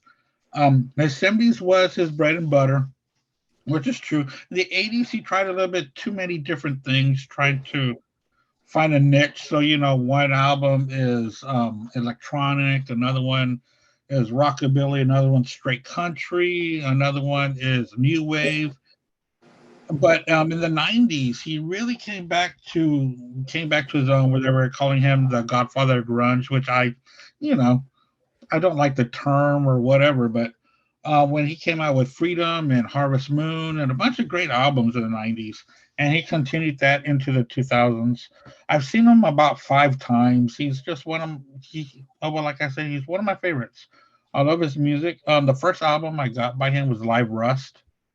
Just like a couple of us, Live Rust was our gateway to Yeah. that double live album. And especially on that double live album, it touches on everything that he is. He starts off with a acoustic set, and then he brings out the horse, and you hear mid-tempo rockers, and then you hear his hard rock songs. So very, very influential in his music to different genres as well. So my number 1 is Neil Young with Crazy Horse, with Stray Gators, with so many different bands that he put together for the sound and for the feel that he wants at that moment. So Neil Young is my number 1. Yeah. See how cool we are? We did. My favorite band is Rush. I let you have your favorite guy. Yeah. Thank you. See how cool I am? Very cool. I don't Very know, cool. So, but so just for that, I'm going to make Tom Cruise my favorite actor of all time. Thank you. thank God you should. Or Michael J. Fox. They're right there. But Jerry, what's your number 1? I want to say something about Andy's pick. I remember I was on one of his first shows that I guested on, and I don't know. I told him I'll probably be unpopular by saying this, but I can't fucking stand Neil Young. Remember that? Oh yeah. Then I went back and I listened to him again, and I'm starting to get back into him. So I have to thank Andy for that one, because Come on, this note's for you. I get it now. I couldn't stand his voice, but I guess the order I get, the more I'm liking his voice. But Andy, thank you for that. I've been kind of slowly revisiting his catalog. So that's your number 1, Jerry? No. Oh, okay. I'm pushing too much. My number 1, Number 1's gonna be Loverboy. I know it. Okay. I'm waiting. Show over. I said Loverboy already. I can't do them twice, unfortunately. Damn, do it twice. Anyway, I think this is going to be the only one that all 5 of us said, I think. The great fucking Bryan Adams, dude. One of the best songwriters of our time, man. Cuts Like a Knife album, This Time, Straight from the Heart. Fucking Reckless, dude. One Night Love Affair, Somebody, Heaven. Chock full of fucking hits. Oh, yeah. Waking Up the Neighbors, man. Charles' favorite song. Everything I do a few. However, I think it came out on the Robin Hood soundtrack. It came out. That was a bonus track on that album. So whatever. But anyway, but it had fucking Can't Stop This Thing We Started. Yeah. Fucking great tunes, man. fucking great songs. And Charles said, packing you in, dude. and I even think that's Hey, honey, I'm even the Yeah, album rock Into and the roll Fire, hell too. Into the Fire, man, which is it wasn't a very successful. Into the for him, Fire but is my favorite the song album Into by the him. Fire, It's so Heat of good. the Night. Heat of the Night is fucking great. In the too. heat of the night, but, they'll be coming around. And I think he's the only one that all five of us, I think, mentioned. I think. Yeah, I saw him on that tour on the Heat of the Night. Great fucking album, man. But yeah, I agree with Charles. I didn't like the fucking Rod Stewart Sting. The thing, Hooters whatever. opened. But They wrote rock and roll hell too. Oh yeah. On Oh wow, Creatures. I like that Yeah. song. Yeah. Yeah. Why is it He always started- have to he go back started to out- Kiss? his actual first couple albums were actually very disco-ish. If you listen to them, and His hard to Kiss find. has Really? integrity. Yeah, Not not very first one, good. especially. Yeah, not very good. But I mean, Cuts Like a Knife. I consider that his debut album. That's like his start. Everything is all right. No. And this time, way. yeah, great. She's fucking dude. gonna get away. Straight from the heart, beautiful fucking song, dude. I mean, the guy is a fucking talented songwriter, dude. So that's my number one. Well, my number one, people have already said this band, because I don't have Rush, I don't have Triumph. This would actually be my number 3 group, Loverboy. Mike Reno can still fucking bring it. Unlike Paul Stanley of Kiss, Mike Reno, even though he's a badass, he can still sing live. Fucking Queen of the Broken Hearts, Turn Me Loose, Take Me to the Top, Turn Me Loose. Dangerous, which was a Bryan Adams song, which was actually called Loverboys with Dangerous. You got it coming to me, dangerous. What am I gonna do? Bryan Adams actually had that. If you had the Reckless 30th anniversary, it was called Reckless. It was Reckless. What am I gonna do about it? Reckless. And What a am- fun fact. They fucking Loverboy changed that to Dangerous. Took Reckless out, which was a good call. Yeah. Yeah, fun fact. Mike Reno stole Paul Stanley's headband from the Elder era. Just like Paradise, that's your favorite one, huh? Mike? Oh, I fucking love Ann Wilson. That's a Footloose badass song. I soundtrack. love this. Mike I Reno. love a great song. But the thing is, if you listen to that, doesn't it sound like Almost Paradise? Yeah. Almost Paradise. I'm sorry. I love No, gay people. No, You're good. that's that pre. No, I never heard that before. You never heard it where it sounds like Almost Paradise. Nope, No. I never thought Listen it was to it that way at again. all. You will hear it. No, Problem, now that you put that in my head, Jesus Christ. Precox and this stuff. Precogs. Minority Report rules. My God, bitches. I knew you'd Show. pick Loverboy number 1. Fuck yeah, dude. Mike Reno could still sing. Only because Rush and Triumph were not allowed. So. Yeah. Yes, but they would. Well, be my that number would have been my 3. 2-1. That would have been my 2-1 too. So. Dude, Loverboy has so much deep tracks. Prime of Your Life. Fucking dude. Over Neil Young? Oh, fuck Yeah, yeah. I pick Alanis over Neil Young, but Fuck Loverboy no. over Neil Young? I love, everybody likes it. I think Loverboy gets made fun of because they're called Loverboy. Paul You are Dean. correct. Paul Dean is an amazing guitar player. Great guitar player, outstanding guitar. Loving player. He's every way better minute of than it. Frank Marino. Dude, loving every minute of it. That album, they have a song called Bullet in a Chamber. I love that fucking I song. like Loverboy. It goes, dude. won't you do yourself a favor? I'm like a bullet in a chamber. Fucking If it love wasn't that for song. pesky Nirvana, Loverboy would still be tearing it up. Oh, fuck Nirvana. One chorus, one verse. My God. So that was our top 11 fucking Canadian bands or artists. Nobody picked Celine Dion. Nobody picked Glass Tiger. Thank You fucking did. God. Who You picked did. Glass did? Tiger? You did. Oh, because I had to change it because fucking Steppenwolf wasn't a real Canadian band. So fuck you, Glass Tiger. I hated that fucking song back in the day. Oh, well, the thing is that that's why I had asked you that question was specifically because of Steppenwolf. Yeah, because I didn't pick Skid Row. Sebastian Bach is a Canadian. And I didn't pick the band. I love the band. Well, the band was 3/4. I would have picked the band because like It was most of them were 4/5. It was 4/5. Yeah, the band would have been up there. So fuck, Yeah. I picked the band instead of Glass Tiger. But that's Coming a fucking, soon, Too late we're now. gonna Too do- late now, buddy. I know coming it's soon, too we're late. gonna now. do I had to top pick of Glass Tiger. Tiger. Yeah, Is you are put Glass Tiger in your top 5. Oh my Yeah, god. man. No more. Because, because I had to go by my rules. I had to switch. Yep. But I'm the one that Them has it on rules. mine. See, you go like me and break them. You could have kept what you had, but that's you. You love them rules. So coming soon though, folks. Someday down the road, top 11 English bands without the Beatles and Stones. Ooh, that's gonna be Ooh. easy. That will be easy. That Boy, will be you so- can't That's do. easy. Boy, I you don't know, know. because you left out Zeppelin. Shut up, Mark. Don't give him any. You can, no, because Jerry, you picked Zeppelin. You have to take the Okay, the yeah. No Stones, Beatles, Stones, and Zeppelin, Sabbath, King. No, I'm doing. I or suggest Sabbath. top- You can't have Sabbath in there either. Floyd. Or Floyd. No Judas Priest, no Iron Or Maiden. Floyd. Basically all of England. Yeah, Well, we stuck with Frankie Goes to Hollywood. What the fuck, dude? Come on. dude, I picked Duran Duran and Depeche Mode. But anyway, Oh, there's a top Oasis. 11. There's a top 11 Zeppelin. Wham! I picked Wham and Oasis. The Escape Club, Wild Wild West. What Oh, a great fuck that song, huh? shit. Speaking of That's the speaking of, weirdest shit. speaking of Oasis, Noel Gallagher's going to be playing Central Park here in New York. Yeah.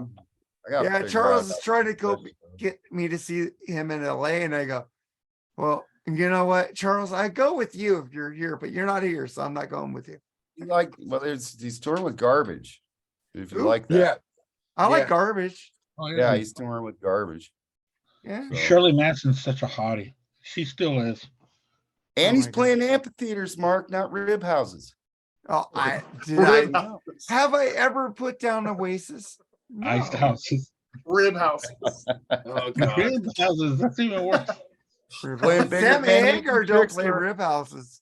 So Yeah, rib joints. whoever said that Sammy Hagar plays rib joints are idiots. Johnny Vogan. Johnny Vogan. Oh man. Yeah, I'm calling you out, bitch. The Join not- the Freeform Rock podcast community, you All right. motherfucker. I got a question for you guys. I know Tim Brian. He's the Sinking Stanley guy. I don't know the story. What had happened there? Didn't we talk about it last week? Yeah, we did. I don't remember.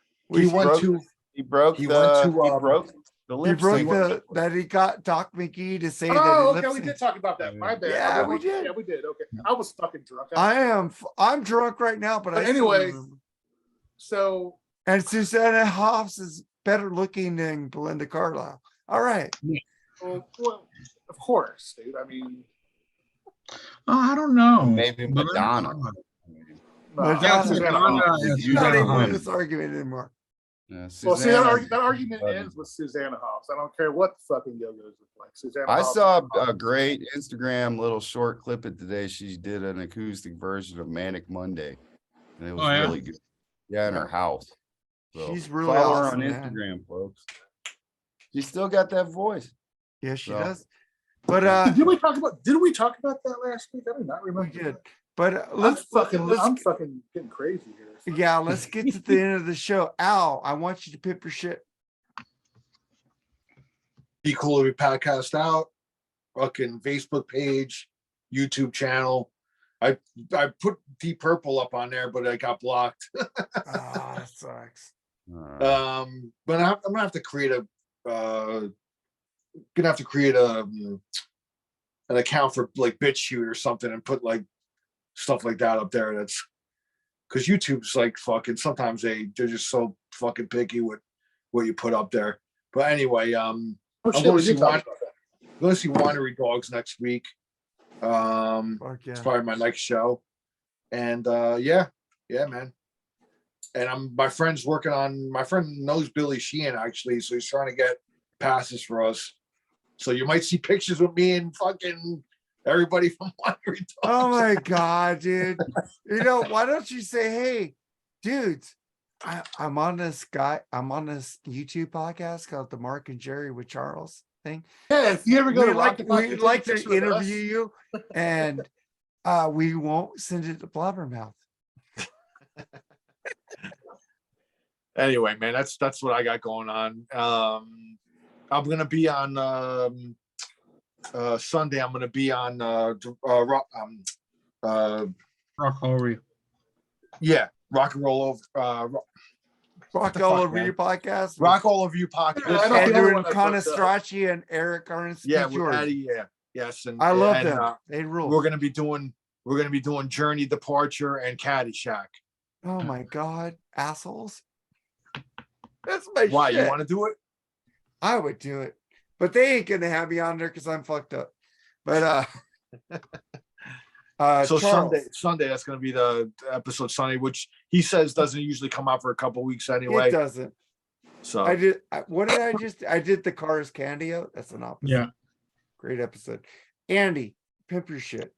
Oh yeah. This Wednesday I'm going to have another vinyl battle from 1986. It's going to be Megadeth's Pete Sells Who's Buying versus Metallica's Master of Puppets. I gotta be on that one. They're both from 1986. They both have 8 tracks, and I've got a special guest that's going to be on there. Metal Ben Schuster is going to be on there Oh, I love that dude. doing that with us. I've been talking to him today, and he confirmed that he'll be on there. So I'm excited about that. So if anyone else wants to be on there, let me know. I know Al said it all depends on when the Winery Dogs are playing. yeah, I think it's next Wednesday, so I won't be able to get on. I'll the be show. on there. I'll be All on. right. I'll be on there. Okay, cool. What about you, Charles? I know it's tough for you because of work and all, and it being in the middle of the night. Have a game day decision. We'll All right. about it. Yeah, of course. But that's what I got going on next week. So I'm excited about that show.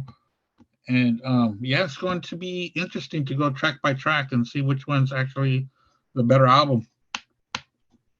So that's what I got going on. Charles, what do you got to pimp? Nothing. Nothing. Well, you got us. You got 2 podcasts. I'm watching this, and then Freeform Rock Podcast. I won't be on this episode. Well, of course, we do the same thing as Rock All Over You. We do backlog recording style. So I might be on the video this week, though, folks. Then check it out. The first 3-way video, 3-way love on Freeform. That's how we roll with the pre-cacs. And fucking, that should be the name of the show, the pre-cacs. Dogs. But yeah, then the following week we're gonna record something special. I don't want to get into it too much. We don't do spoilers on this show here. And that's about it. Freeform Rock Podcast, our show right here, the BS Sessions. Like, subscribe, share. All helps with the algorithms. Let's do that for us and you, and we'll keep going for you, our great fans, especially you, Sammy Dolly. Jerry. I mean, basically what Charles says, man. Freeform Rock Podcast. Hosting that with you, that's a lot of fun. I guess I can't say what we're doing this Saturday, right? No, that's Okay, coming so I out. won't 5 say weeks. that. But it's a deep dive into a good band's old catalog, which I'm looking forward to. That's all. I'll leave it at that. Now, besides doing this, what are we doing next week on the BS session? I I mentioned the top 11. I think it's Led Zeppelin, right? Top Yeah, 11 okay. Led Zeppelin, right? Yeah, top 11 Zeppelin. I think you guys want to be on Zeppelin that. albums or songs? I say songs. They don't have 11 albums, so it's got to be songs. Studio songs only. Studio songs, yeah. That'll be a lot of fun. Yeah, man. My favorite band. Because So. we are a team, man. We ask each other what we want to do. There ain't no fucking people saying fuck you. We ain't doing that. I'll do anything. I'll do Slayer. I'll do King Diamond on the Freeform Rock Podcast. I don't give a shit because you know what? It's honest opinions. And I don't have any hangups on anything. You did Hot Poop, man. So I did Hot Poop. I did Fairport Point Convention. I did Mascara Sue. You know, I'm very open to shit.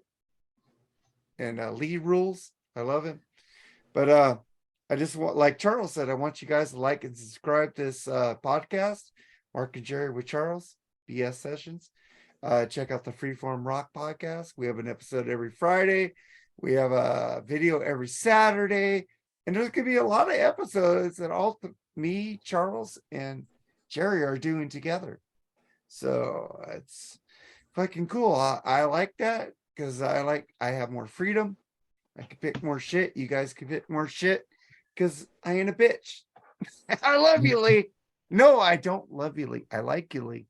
But that's what we do. And fucking check out everything we do. And let's get the fuck out of here, guys. Take care, everybody. Thanks, guys. Bye, All right, guys. man. Let's up for Cheers. next week. Let's rock out, rock. Well, like Triumph says, rock out, roll on. Let's fucking get the fuck out of here. Goodbye. Later, guys.